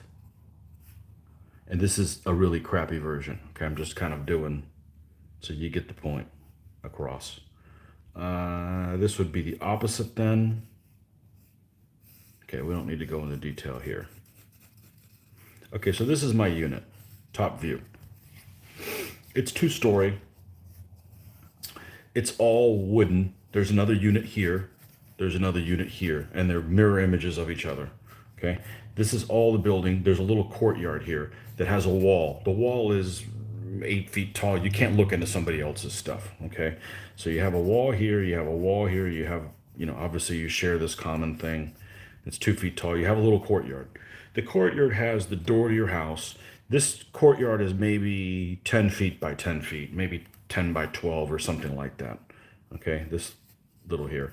It's all closed in except a grate entrance, a grating that just swings open. And this is, of course, the road, the door that swings to your house. Okay. So this is kind of like your little private area, but you can see through it and so forth. Again, too many freaking details I'm giving you. So this is where the cars park out here. Everybody has 2 spots, which is interesting because they're both labeled, like you have an address here. Mine happened to be 407. Okay, and there'd be a little thing, marker on the ground saying this is the parking spot for 407 and this is the parking spot for 407. And I've come home from work and people have been in my spot, like they take both of my freaking spots and I got to go like park somewhere else. It's because there were freaking stoners next door for, I don't know, it was about 6 months till they freaking left or didn't pay their rent or who knows what the hell happened. But so you have this little courtyard, which, I don't even know what I had out there. Nothing of significance. But I had a broom here behind the door. The door opens up, it opens out. And my dad, mom were coming over. We were going to go somewhere for Father's Day. I remember it was Father's Day, maybe 1980, 1998, 1999, 1997, something like that. One of those 3 years.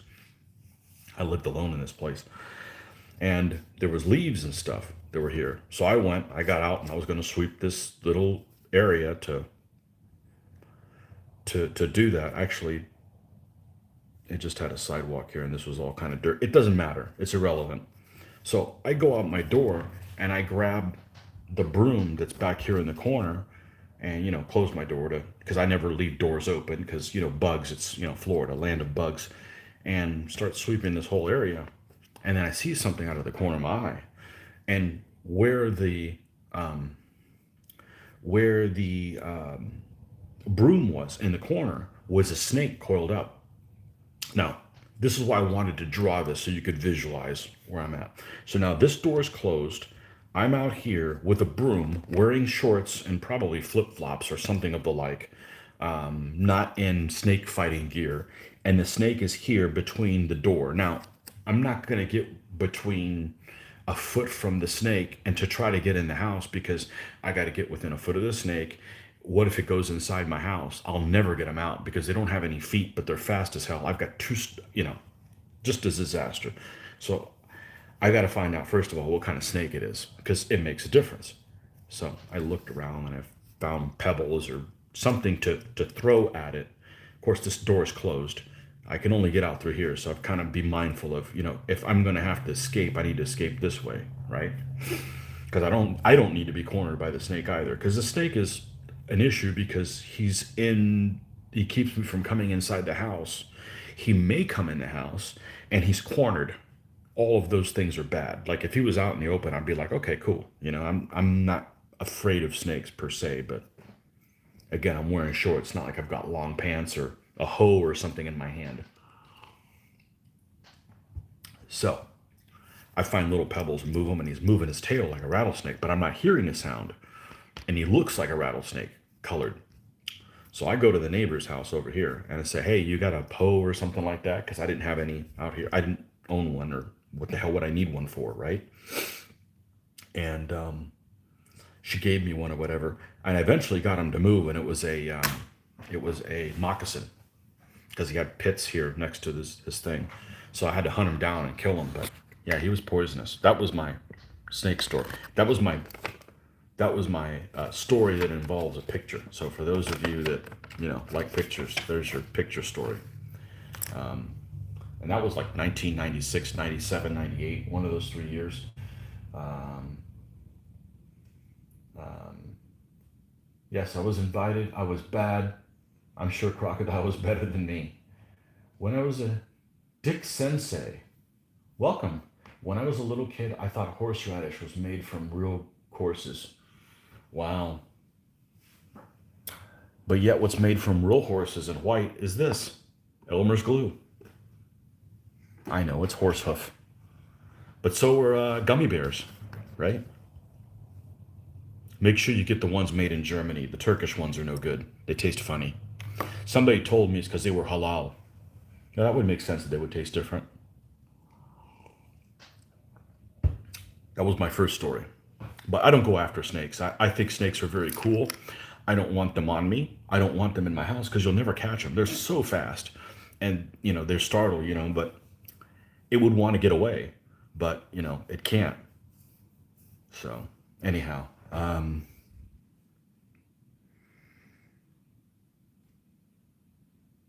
Second story happened like 2 years ago.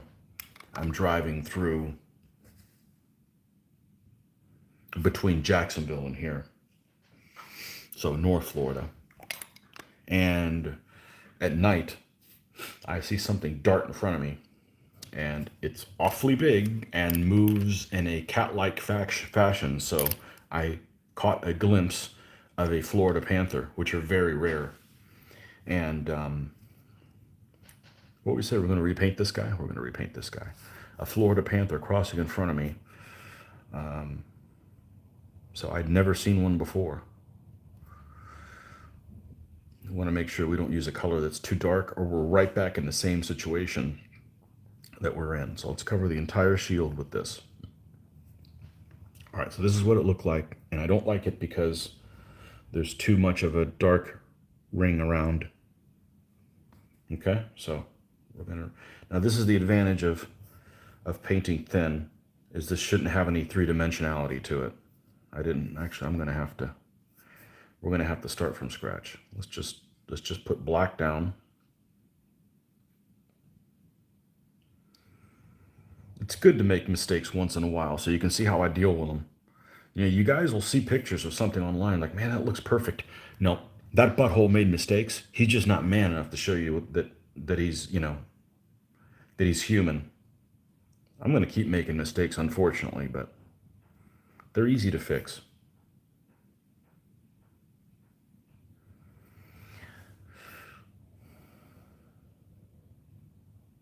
So yeah, Florida Panther or an escaped cougar, or I figured it's that and not a escaped tiger. Okay, because they do have them all over Florida, but I don't have any weird animal encounters. I don't go out in the woods. The thing I'm terrified of is wild hogs, but I'm never in a place that has them.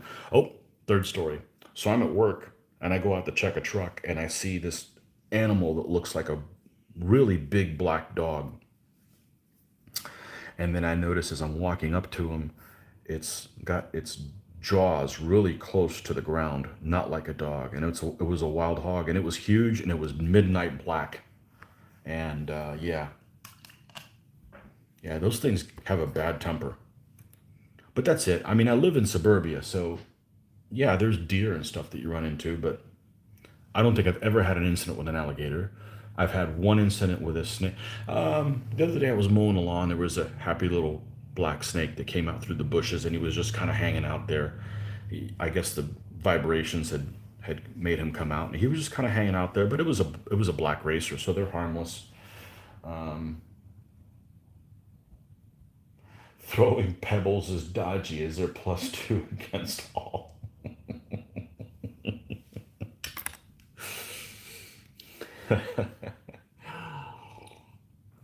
Hey, I had to use the weapons that I had with me, and I didn't bring any. So I'm not for killing animals, but if they're coming after me, I'll mow every one of them down.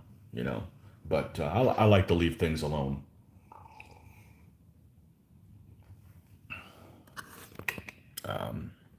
unless you're destroying my stuff. Like squirrels are just destructive little bastards, and they are a really specialized creature. They can jump from tree to tree and never hit the ground, but they can't cross they're like on meth. They'll cross the road and change their mind 3 times and come back, double back, and get run over. You know, but they can jump from tree limb to tree limb and make it fine. It's just very specialized skill set. But you know, people come from other places that go, man, I could never live in Florida because of the alligators. And I'm like, what alligators? That's like not going in the ocean because of the sharks.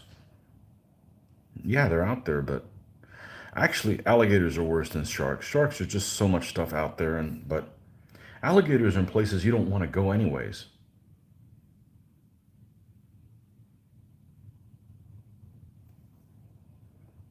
Never had an incident with alligators ever.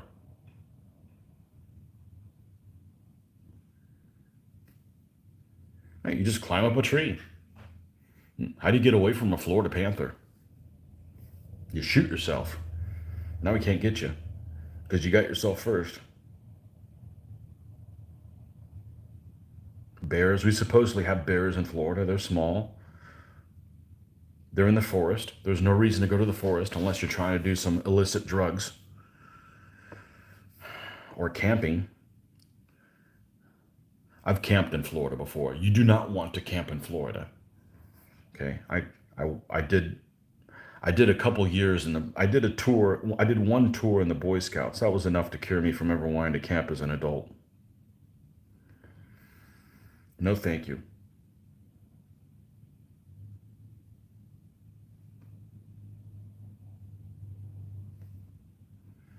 Okay.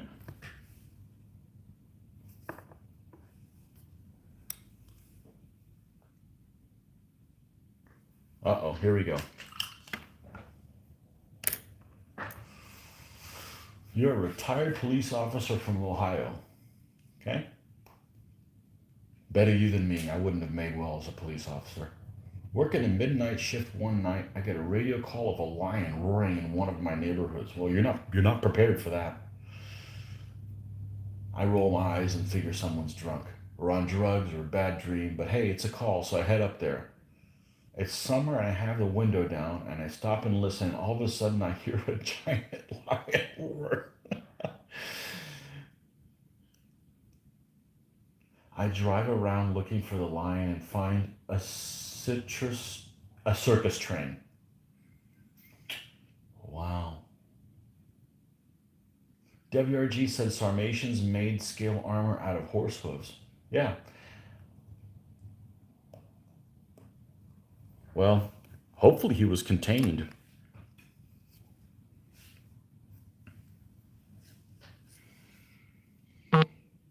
Wow.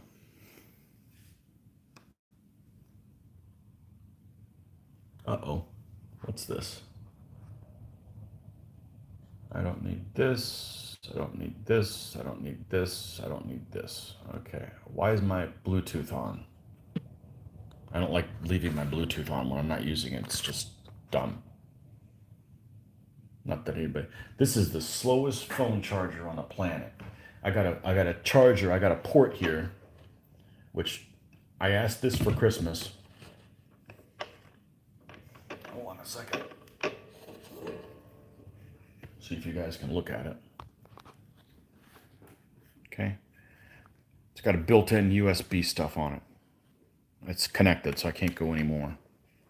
I'm obviously not good at showing. There we go. But for whatever reason, it does not charge as well as if I had the charger plugged in directly. I don't know. It just doesn't draw as much juice. Scotland, only dangerous creatures are ones that stagger out of the pub on a Saturday night. I know, and they don't wear pants either. Trousers, sorry. No wolves or anything left in Scotland?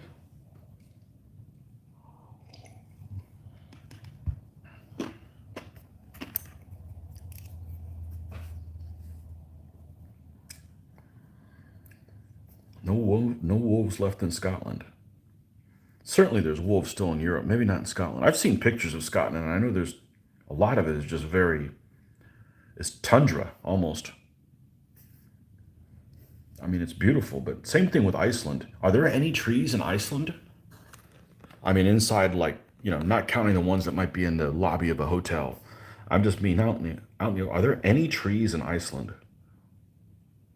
Because we can send them some. We got enough trees here to, you know, we got a ton of trees.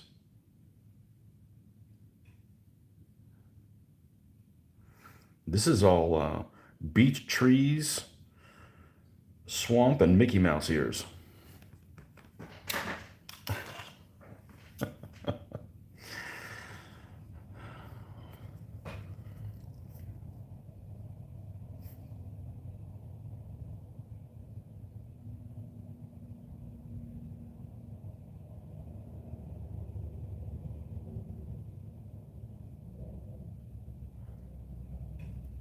The animals and reptiles here are not a big deal. It's the bugs that are just like, there's no stopping them.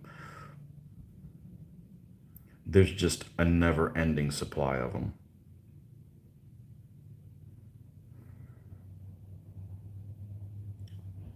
So,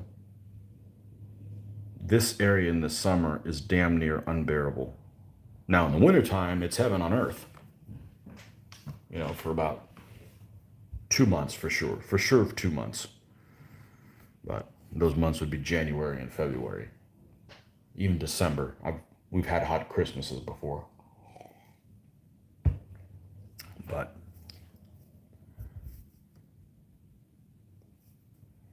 that's why people say, I don't like the cold. I'm too cold. In Florida, it's never too cold. Come on. Stop being a wuss and put on some clothes.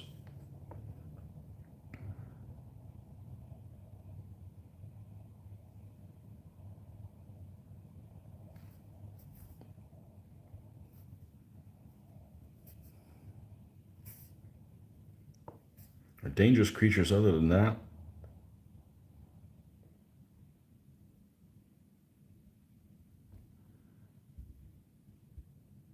Nah, I'm not out in the woods.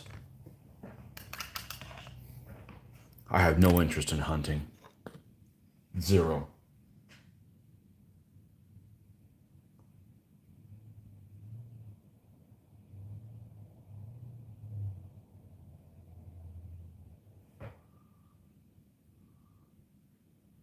We have mountain lions, lynx, javelina. That's right, javali, as we call them. Javali. Lynx. Never seen a lynx in the wild. Mountain lions. Yeah, that's creepy. They see you before you ever have a clue that they're there. You need to carry catnip with you just in case. Countryside here in France, the most dangerous are hunters shooting everywhere on everything. There's guns in France? I guess there are. Probably shotguns or something like that. One round in a chamber or something like that. Records indicate last wolf in Scotland was killed in 1680. Wow, that's a long time ago. Doesn't Florida have bounties on many creatures? Yeah, I think if they get wild pigs, what do you call them? Feral hogs. Those apparently are an issue. I've never seen one. Well, other than that one, I don't know if he was feral or not. I didn't ask him.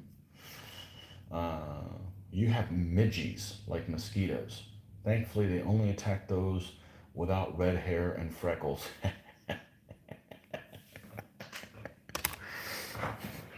I may have a freckle on me, and I may have a red hair, but that's about it. I have as many. I have as many blonde hairs as red hairs. This one might be red. I don't know. Aren't we all related to each other in some way, some form or fashion? I don't have red hair though. I may have a freckle somewhere.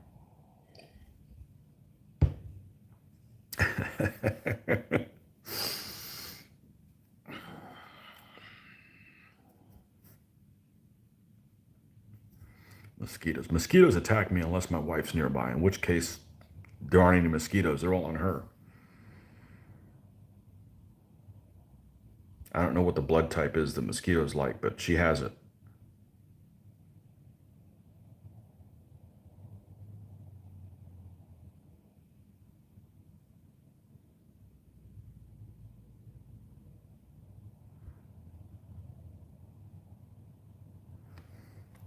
Mr. Brown, what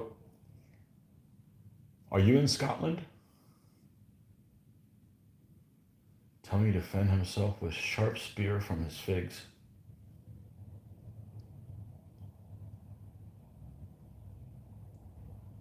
Yeah, from wild animals? No. We can have guns in this country for now. I'm only afraid of stuff that you can't stop with, like 9 millimeter. So wolves, a panther. Well, the panther they can't. I'm not going to go out looking. I'm not out walking at night in the woods. I don't think I've ever gotten a tick. I don't do that sort of thing. I mean, when you were a kid, yeah, we'd play in the woods and stuff like that. But now I don't go in those places.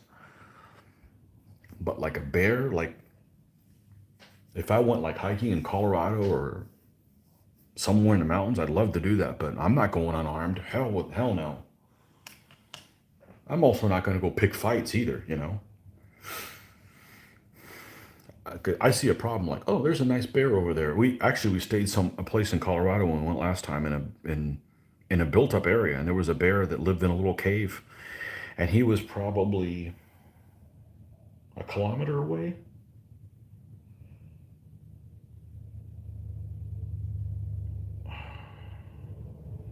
1,000 meters.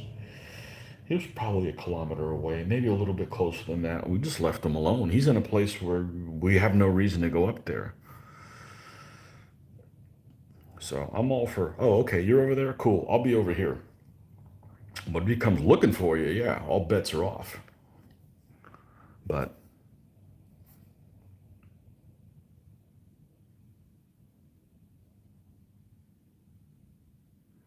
there's no way I would go Arizona or someplace like that. Or not. Isn't everybody in Arizona armed to the teeth, though? There, Kevin?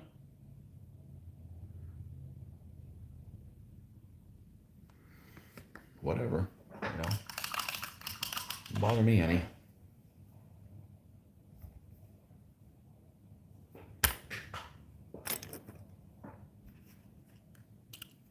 But I do love the mountains. It's like another planet for us.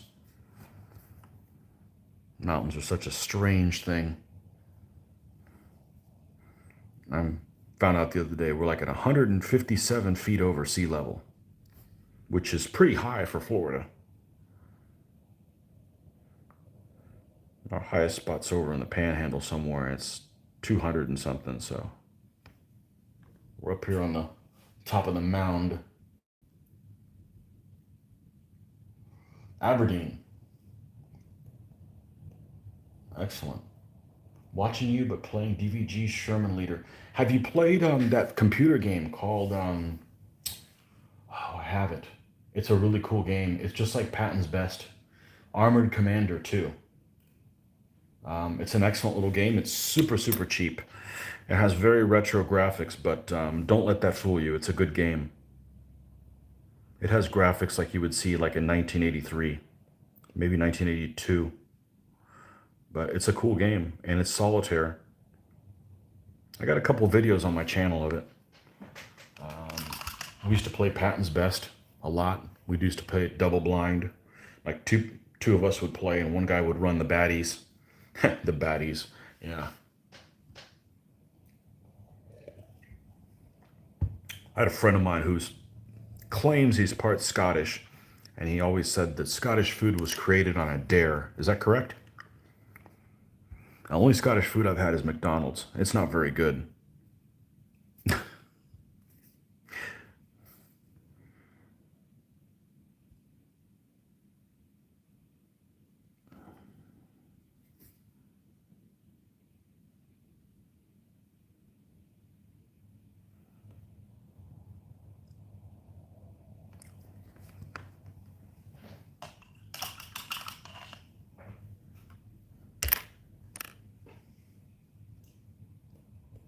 Yeah, DVG's a solid. Some of those games look really good. They're nice looking games. Jeffrey Smith, uh-oh, the Scots are coming out of the woods. Welcome, sir. You should try deep fried Mars bar, staple Scottish food. I, I don't need any more of that. I don't need any more. It doesn't sound gross. It sounds excessive. Yeah, I think I would have. I don't think it would sit well with me. So I pretty much have a cast iron stomach. I could handle anything, spice wise, what have you. But if I eat a donut within 20 seconds, I get heartburn, and it's because it's so sweet and so fatty. I'm guessing. So I don't think I'd do well with a deep fried Mars bar. And if I had just a regular Mars bar, I would get a headache from having the sugar. It's one of those things I never have sugar, so then when I do have it, I can't process it well. I'm just fat from bread and not moving enough. It's not even beer. It's just it's bready. It's bready things.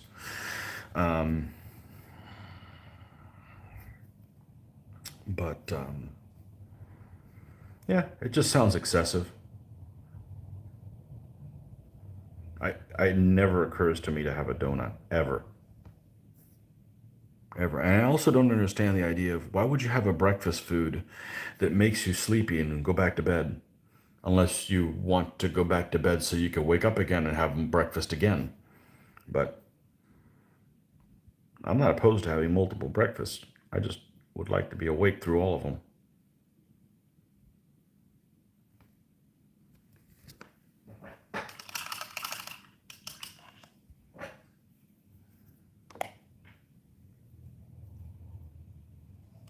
Yeah, here what we do deep fried is deep fried turkey. I don't do it, but that involves like cooking or something. But that's excellent if you've ever had that. And peanut oil. So I guess if you're allergic to peanuts, none for you.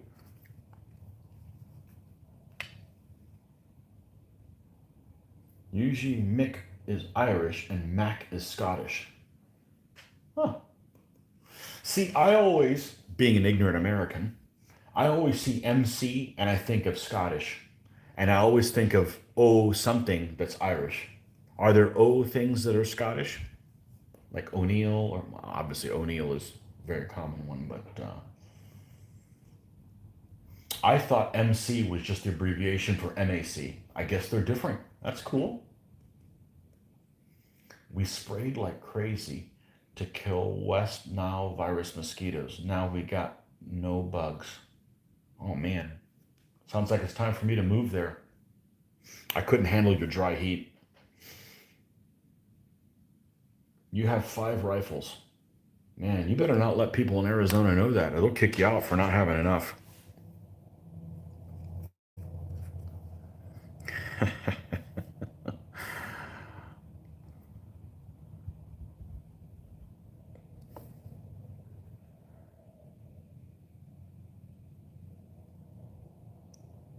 I've seen those pictures of people open carrying in their neighborhood. Doesn't bother me any.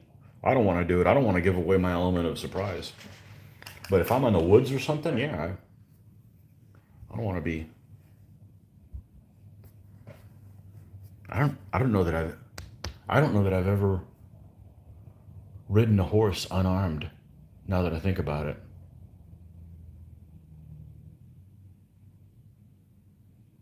yeah, kind of takes the fun out of it being unarmed. And I'm not even a cowboy type person. Never know. Horse might need a talking to, and he won't listen.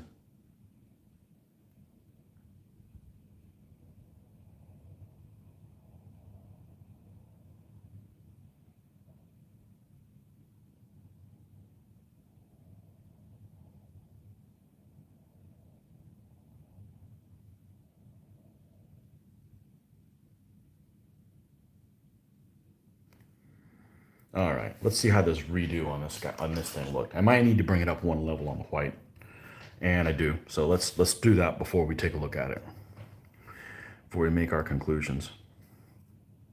I may just get fed up with this and just say, screw it. We're just going to go ahead and let's repaint them all white with the red thing on it and no shading.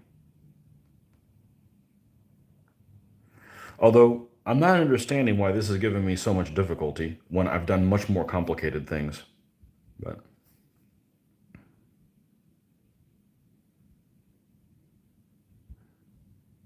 I don't want it to look Scandinavian, and nothing against the Scandinavian flags. The Scandinavian flags are pretty cool. I just don't, they just don't say, they don't scream Italy at me.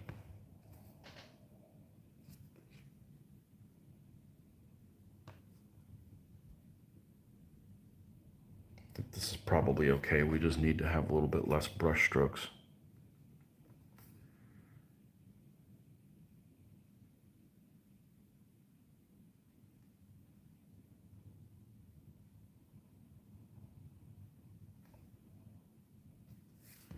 All right, this and that. Okay, we just need to brighten that one up.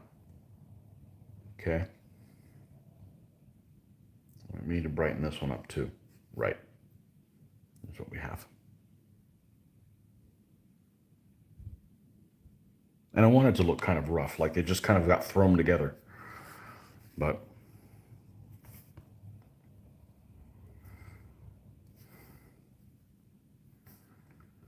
all right, let's brighten this one up, and then we should be good.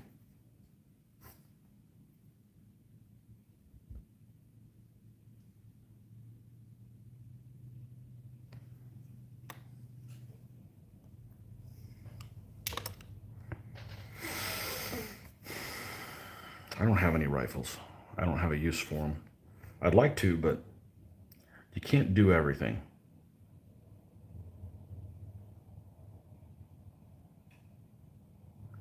We went to the range the day after July the 4th. I haven't been in 2 years. I just too busy.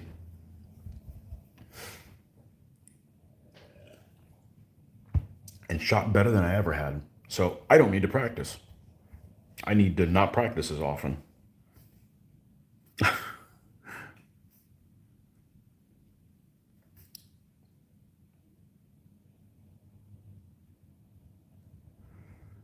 Daughter's been wanting to go for a long time.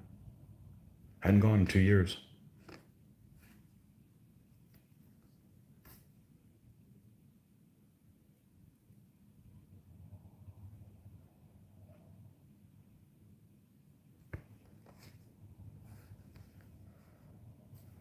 You wanted to look through my ammo. I just want to make sure you don't have any steel-cased ammo. I said, why would I buy that Russian crap? They don't want you to have steel-cased ammo because they want you to leave the brass casing there and they reload. That's fine. You can reload. I already have a hobby that takes forever to do. I don't need another one.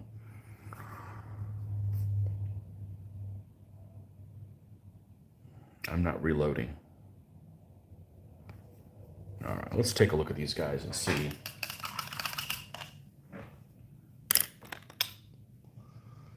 If these look consistent-ish.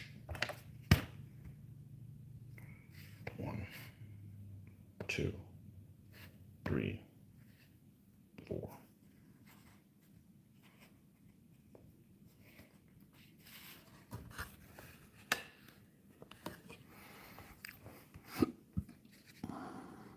This is the one that looks different. You insolent bastard. That's the last one I did. All right, let's try to bring it up a little more. And then we're going to call it a day on this. I can just sit here and what'll happen is the next shields I do will actually be easier to do. And they'll be a hell of a lot more complicated. Which isn't saying a whole lot. Okay. All right, we're going to set these guys aside. They're done. Now, the decision I got to make, well, I got to put some of this stuff away because this is out of control, so you have to bear with me here. Well, let's flip this around so you guys can have some entertainment. There we go. That was I just got out of bed face. Okay. Ish. Just got out of bed-ish. All right. Put this stuff away. Yeah, I got this area is kind of these things accumulate over here. And, you know, there's no space to do that. Make room.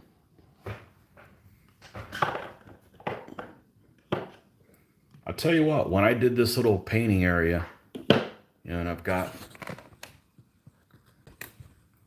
it's kind of sorted by colors. It makes a big difference. It makes a huge, I put the flesh tone up there with the rest of the whites and the blacks, so that they're easy to find up there. Not have to, it's one I'm always grabbing. But it made a big difference as far as being able to find a color similar because I don't want to organize it specifically by color, but it kind of gives you an idea, a rough idea of what area you need to be looking for things in.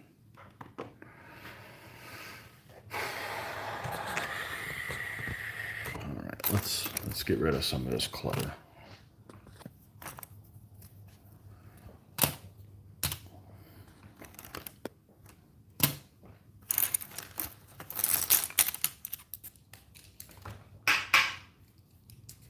Good. I'm glad you like the shields. They'll look better when they're sealed. Now, I did buy some of this sealant the other day because I'm almost out of gloss. And I'm not going to try it on these figures because I don't want to screw myself, so to speak. Krylon, this is the only thing I could find in Hobby Lobby. Krylon UV resistant clear acrylic coating. So, it's kind of expensive. But, you know, the little cans are like $6 a piece, but they didn't have any of the gloss. So I'm going to try this on like a piece of terrain or something before I think I got enough gloss spray I can get these guys. And if that doesn't work, then I'll do 2 coats of flat, you know, so. Yep. An army of paintbrushes. Yes, an army here, an army there. I've got another pack, and yet another pack. And then when we're done with these, we can finally buy ones that are made in a country that believes in freedom. You know, like, I think the next one's coming are Germany or something like that. I don't want no more Chinese brushes. It's hard to have a paint session and not mention that the CCP place. But I'm not buying their crap no more. Ever since COVID, I'm like, nope. Ah, here's a relic piece. Relic color. All right, I need to give myself some space here. I'm like encroached on my... I got some battle monks and things like that for... Why is it so difficult to get a focus thing on here? Here we go. Some of these guys will end up being on the Pope stand. Look at this guy. This guy's definitely got... You got to come through me to get to the big guy kind of look. But we're going to change this. This guy's going to have some kind of crucifix. Seems appropriate. And where is Mr. Pope himself? Anybody know who makes this figure? Is this a figure by, I'm guessing it might be Corvus Belli from their 100 Years War range. It's a nice figure. This will be the big man himself. Obviously, he's going to have a little hat. No, it won't be a mitre cap. It's going to be just more like a cone-ish. And we're going to mess with his... we're going to put something around his neck. No, not a noose, but you know, the little things that... the little wraps or whatever that come down. We're going to modify him. So we're going to have him on a stand. Going to have at least a second in command dude there. Let me flip this back around.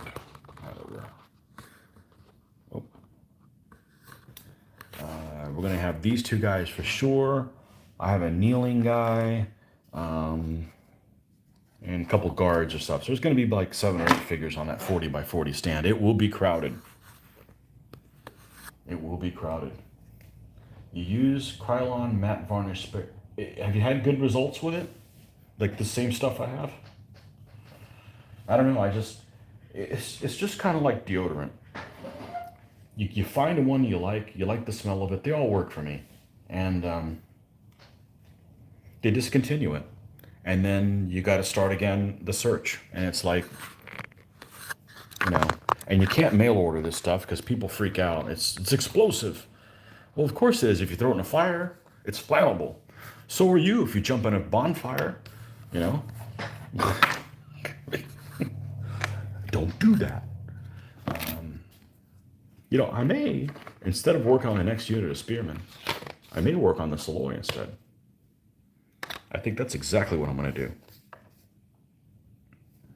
I think that's exactly what I'm going to do.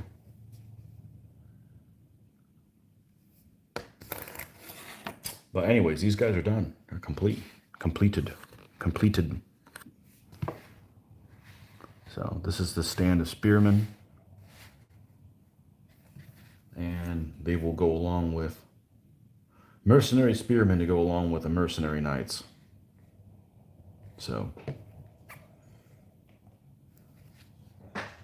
the other spearmen I have that I could use are these guys that are considered Flemish spearmen, but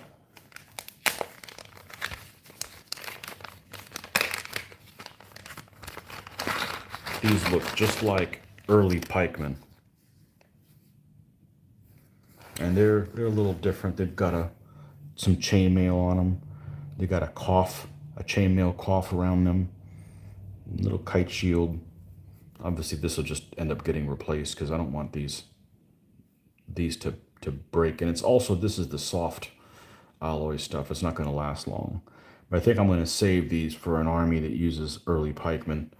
Was it Feudal French or something like that has them? So Feudal French are on my list to do at some point. So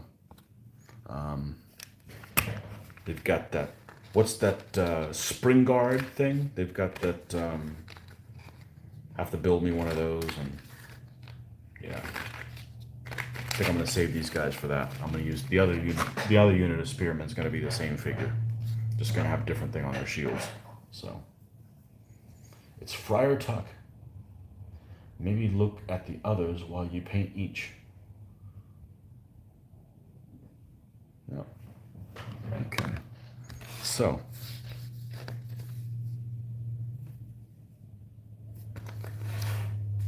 paint one of these Naismith guys.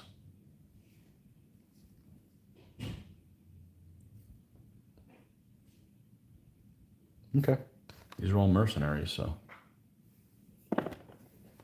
What time is it getting to be? 8:30. Hold on one second. Let me check in with people that are awake.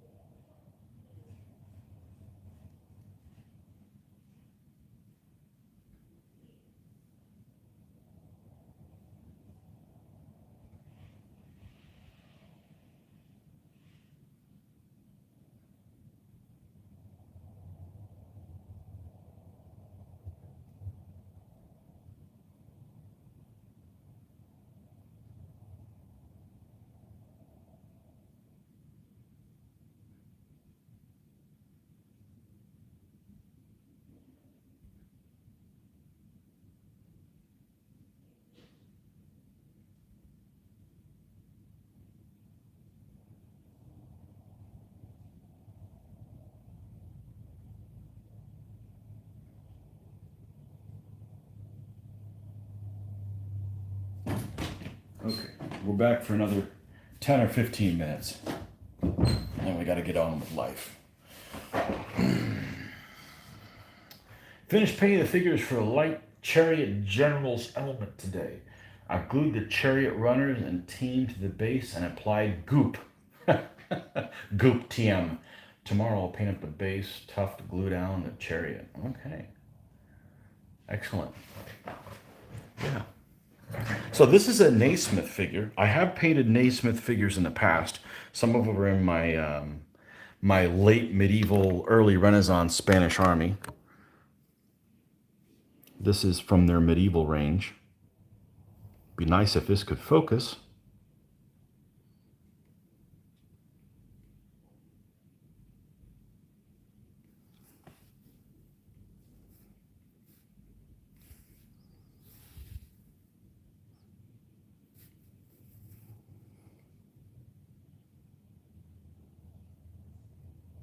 So we'll do a little bit of work on him, and then before we have to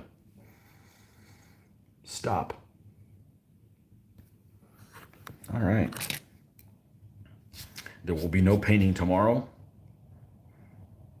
Tomorrow morning or Sunday morning. I won't be here. We're going to be beachside.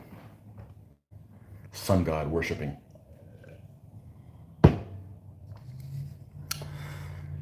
Yeah. Greg, I said earlier you weren't online, but I had taken this whole week off for Historicon, and then it didn't happen. So I I kept the days back, and then oh great, now I moved all my paintbrushes away. So yeah, I was going to be off today anyways, but then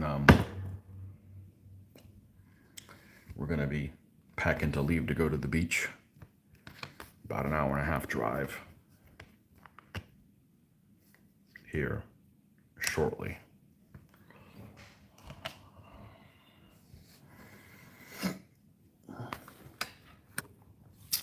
All right, so we're going to have a white cloth on this guy. What color is this shirt going to be? Let's give him some. Oh, I think we're pulling this one out. That'll work. That's how I make decisions. This looks good. Just start working on it. Don't overthink it. Pronounced coif. You sure? I've heard it pronounced cough. Coif would make sense. Drinking beer on the beach. Nice. I hope so. I hope so. Or something other than beer. I hope so.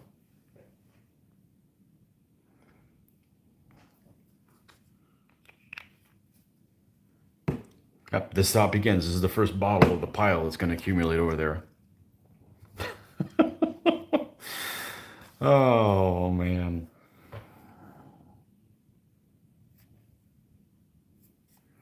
And then, like I said, Monday we should have a game which won't be out until Tuesday.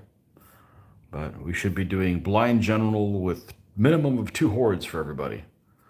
That's what the plan is right now. So we'll see if that happens according to plan. Hopefully so, because otherwise we wasted our time planning. No point planning and things don't come to fruition. We will see. I'm not sure who I'm going to run yet. I'm going to have to fudge one of my hordes. I only have one solid horde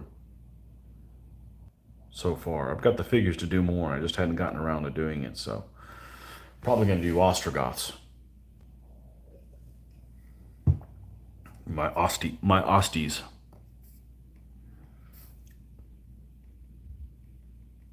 I think I'm going to do that.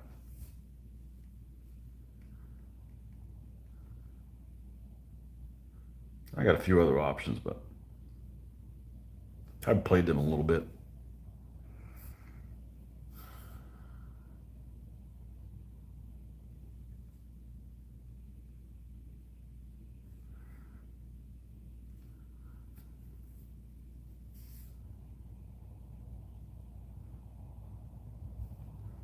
I do have 2 hordes painted for my Chinese, so I could use my Sung, but man, those guys are like major losers. I just played them recently too. Major losers meaning they just keep losing games. They're an extremely defensive army.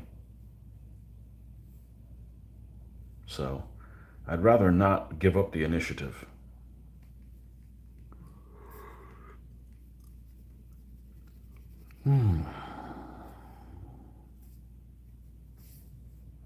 We'll see. I may change my mind and do my Asians. It's always fun to do the Asian armies.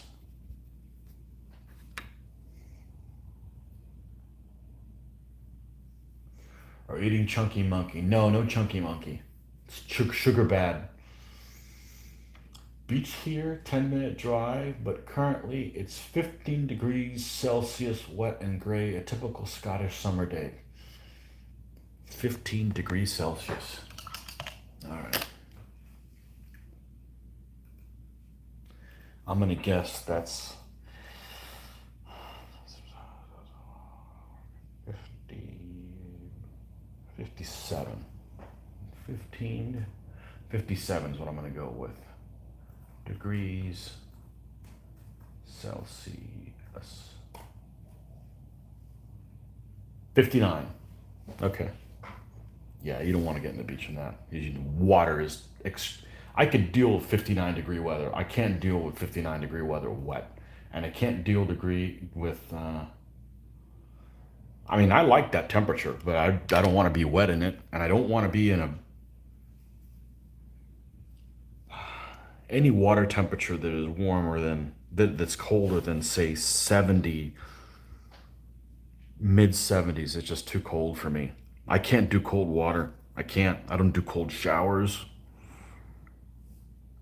Now, I can be in 30-degree weather and drink an iced coffee or colder, no problem. But being wet without any clothes on, no.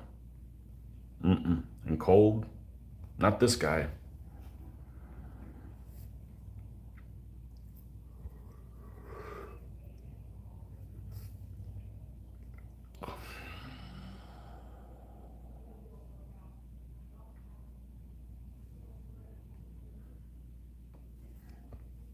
Not me.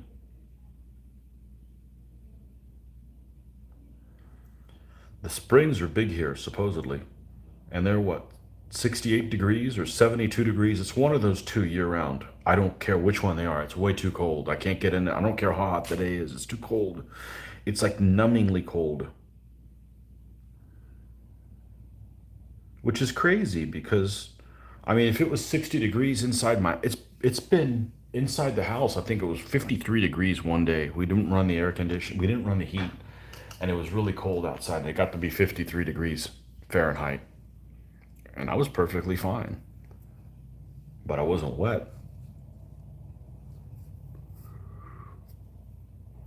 It's not that I don't like cold weather. I don't like being cold water. Forget that.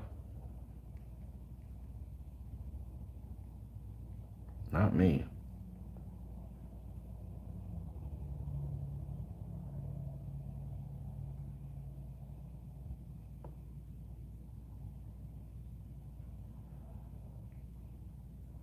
So we're gonna do a test thing on that Krylon. I don't want to like find out that it's too thick or something, and then have to repaint these guys. I don't want to. I don't want to do that. I could be working on something new. I don't need to fix something that I've already done.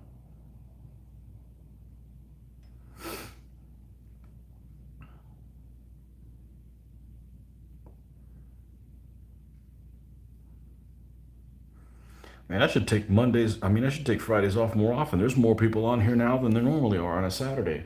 It's close. Thanks for coming by.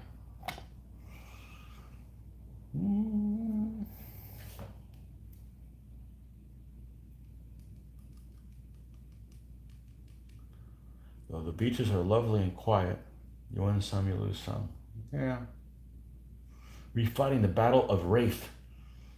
Field of Glory 2 multiplayer while applying magnetic bases to DBA camps.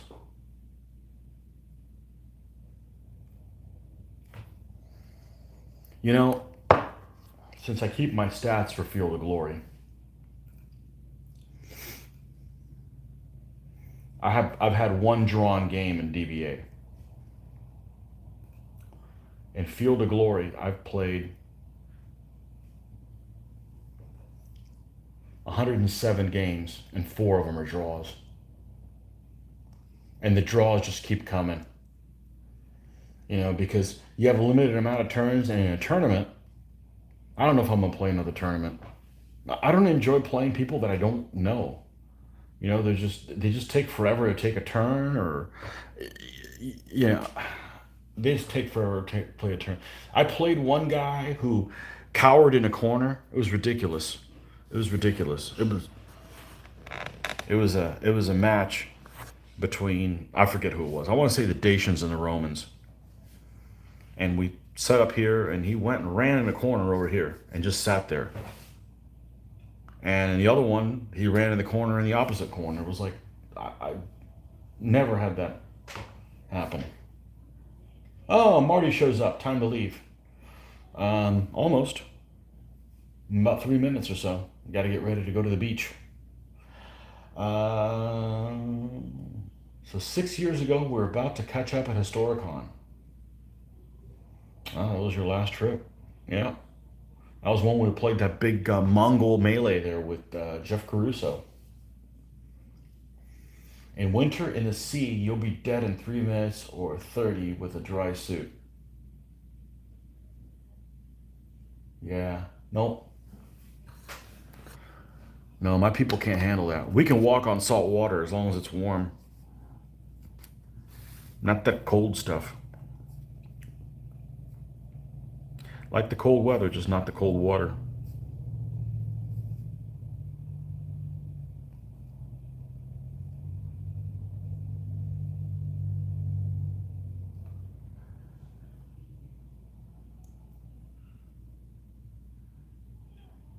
We did that one big battle at Historicon that Marty and I both played in it.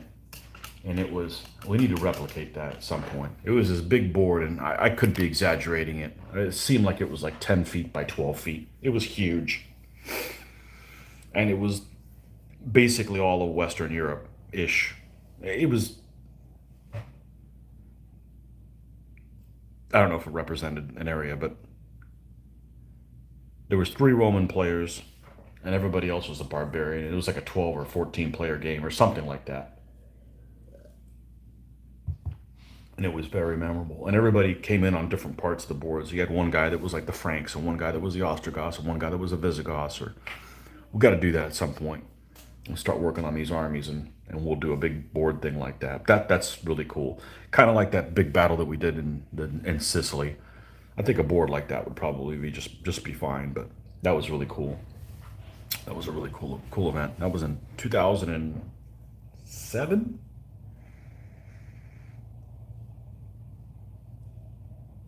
2008, 2007 or 2008. 2006 was the first time I went, and it sucked because I went with people that showed up one day too late and left one day too early. Next year, I did it with my buddy Jeff. That was 2007. 2008 was with Marty. Yeah, 2008. That was a great game. I got a picture of it. I got a couple pictures of that game somehow, but that was a fun game.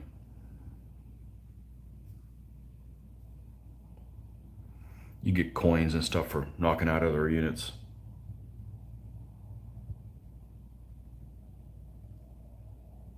We have to put something like that together. Fun ass game.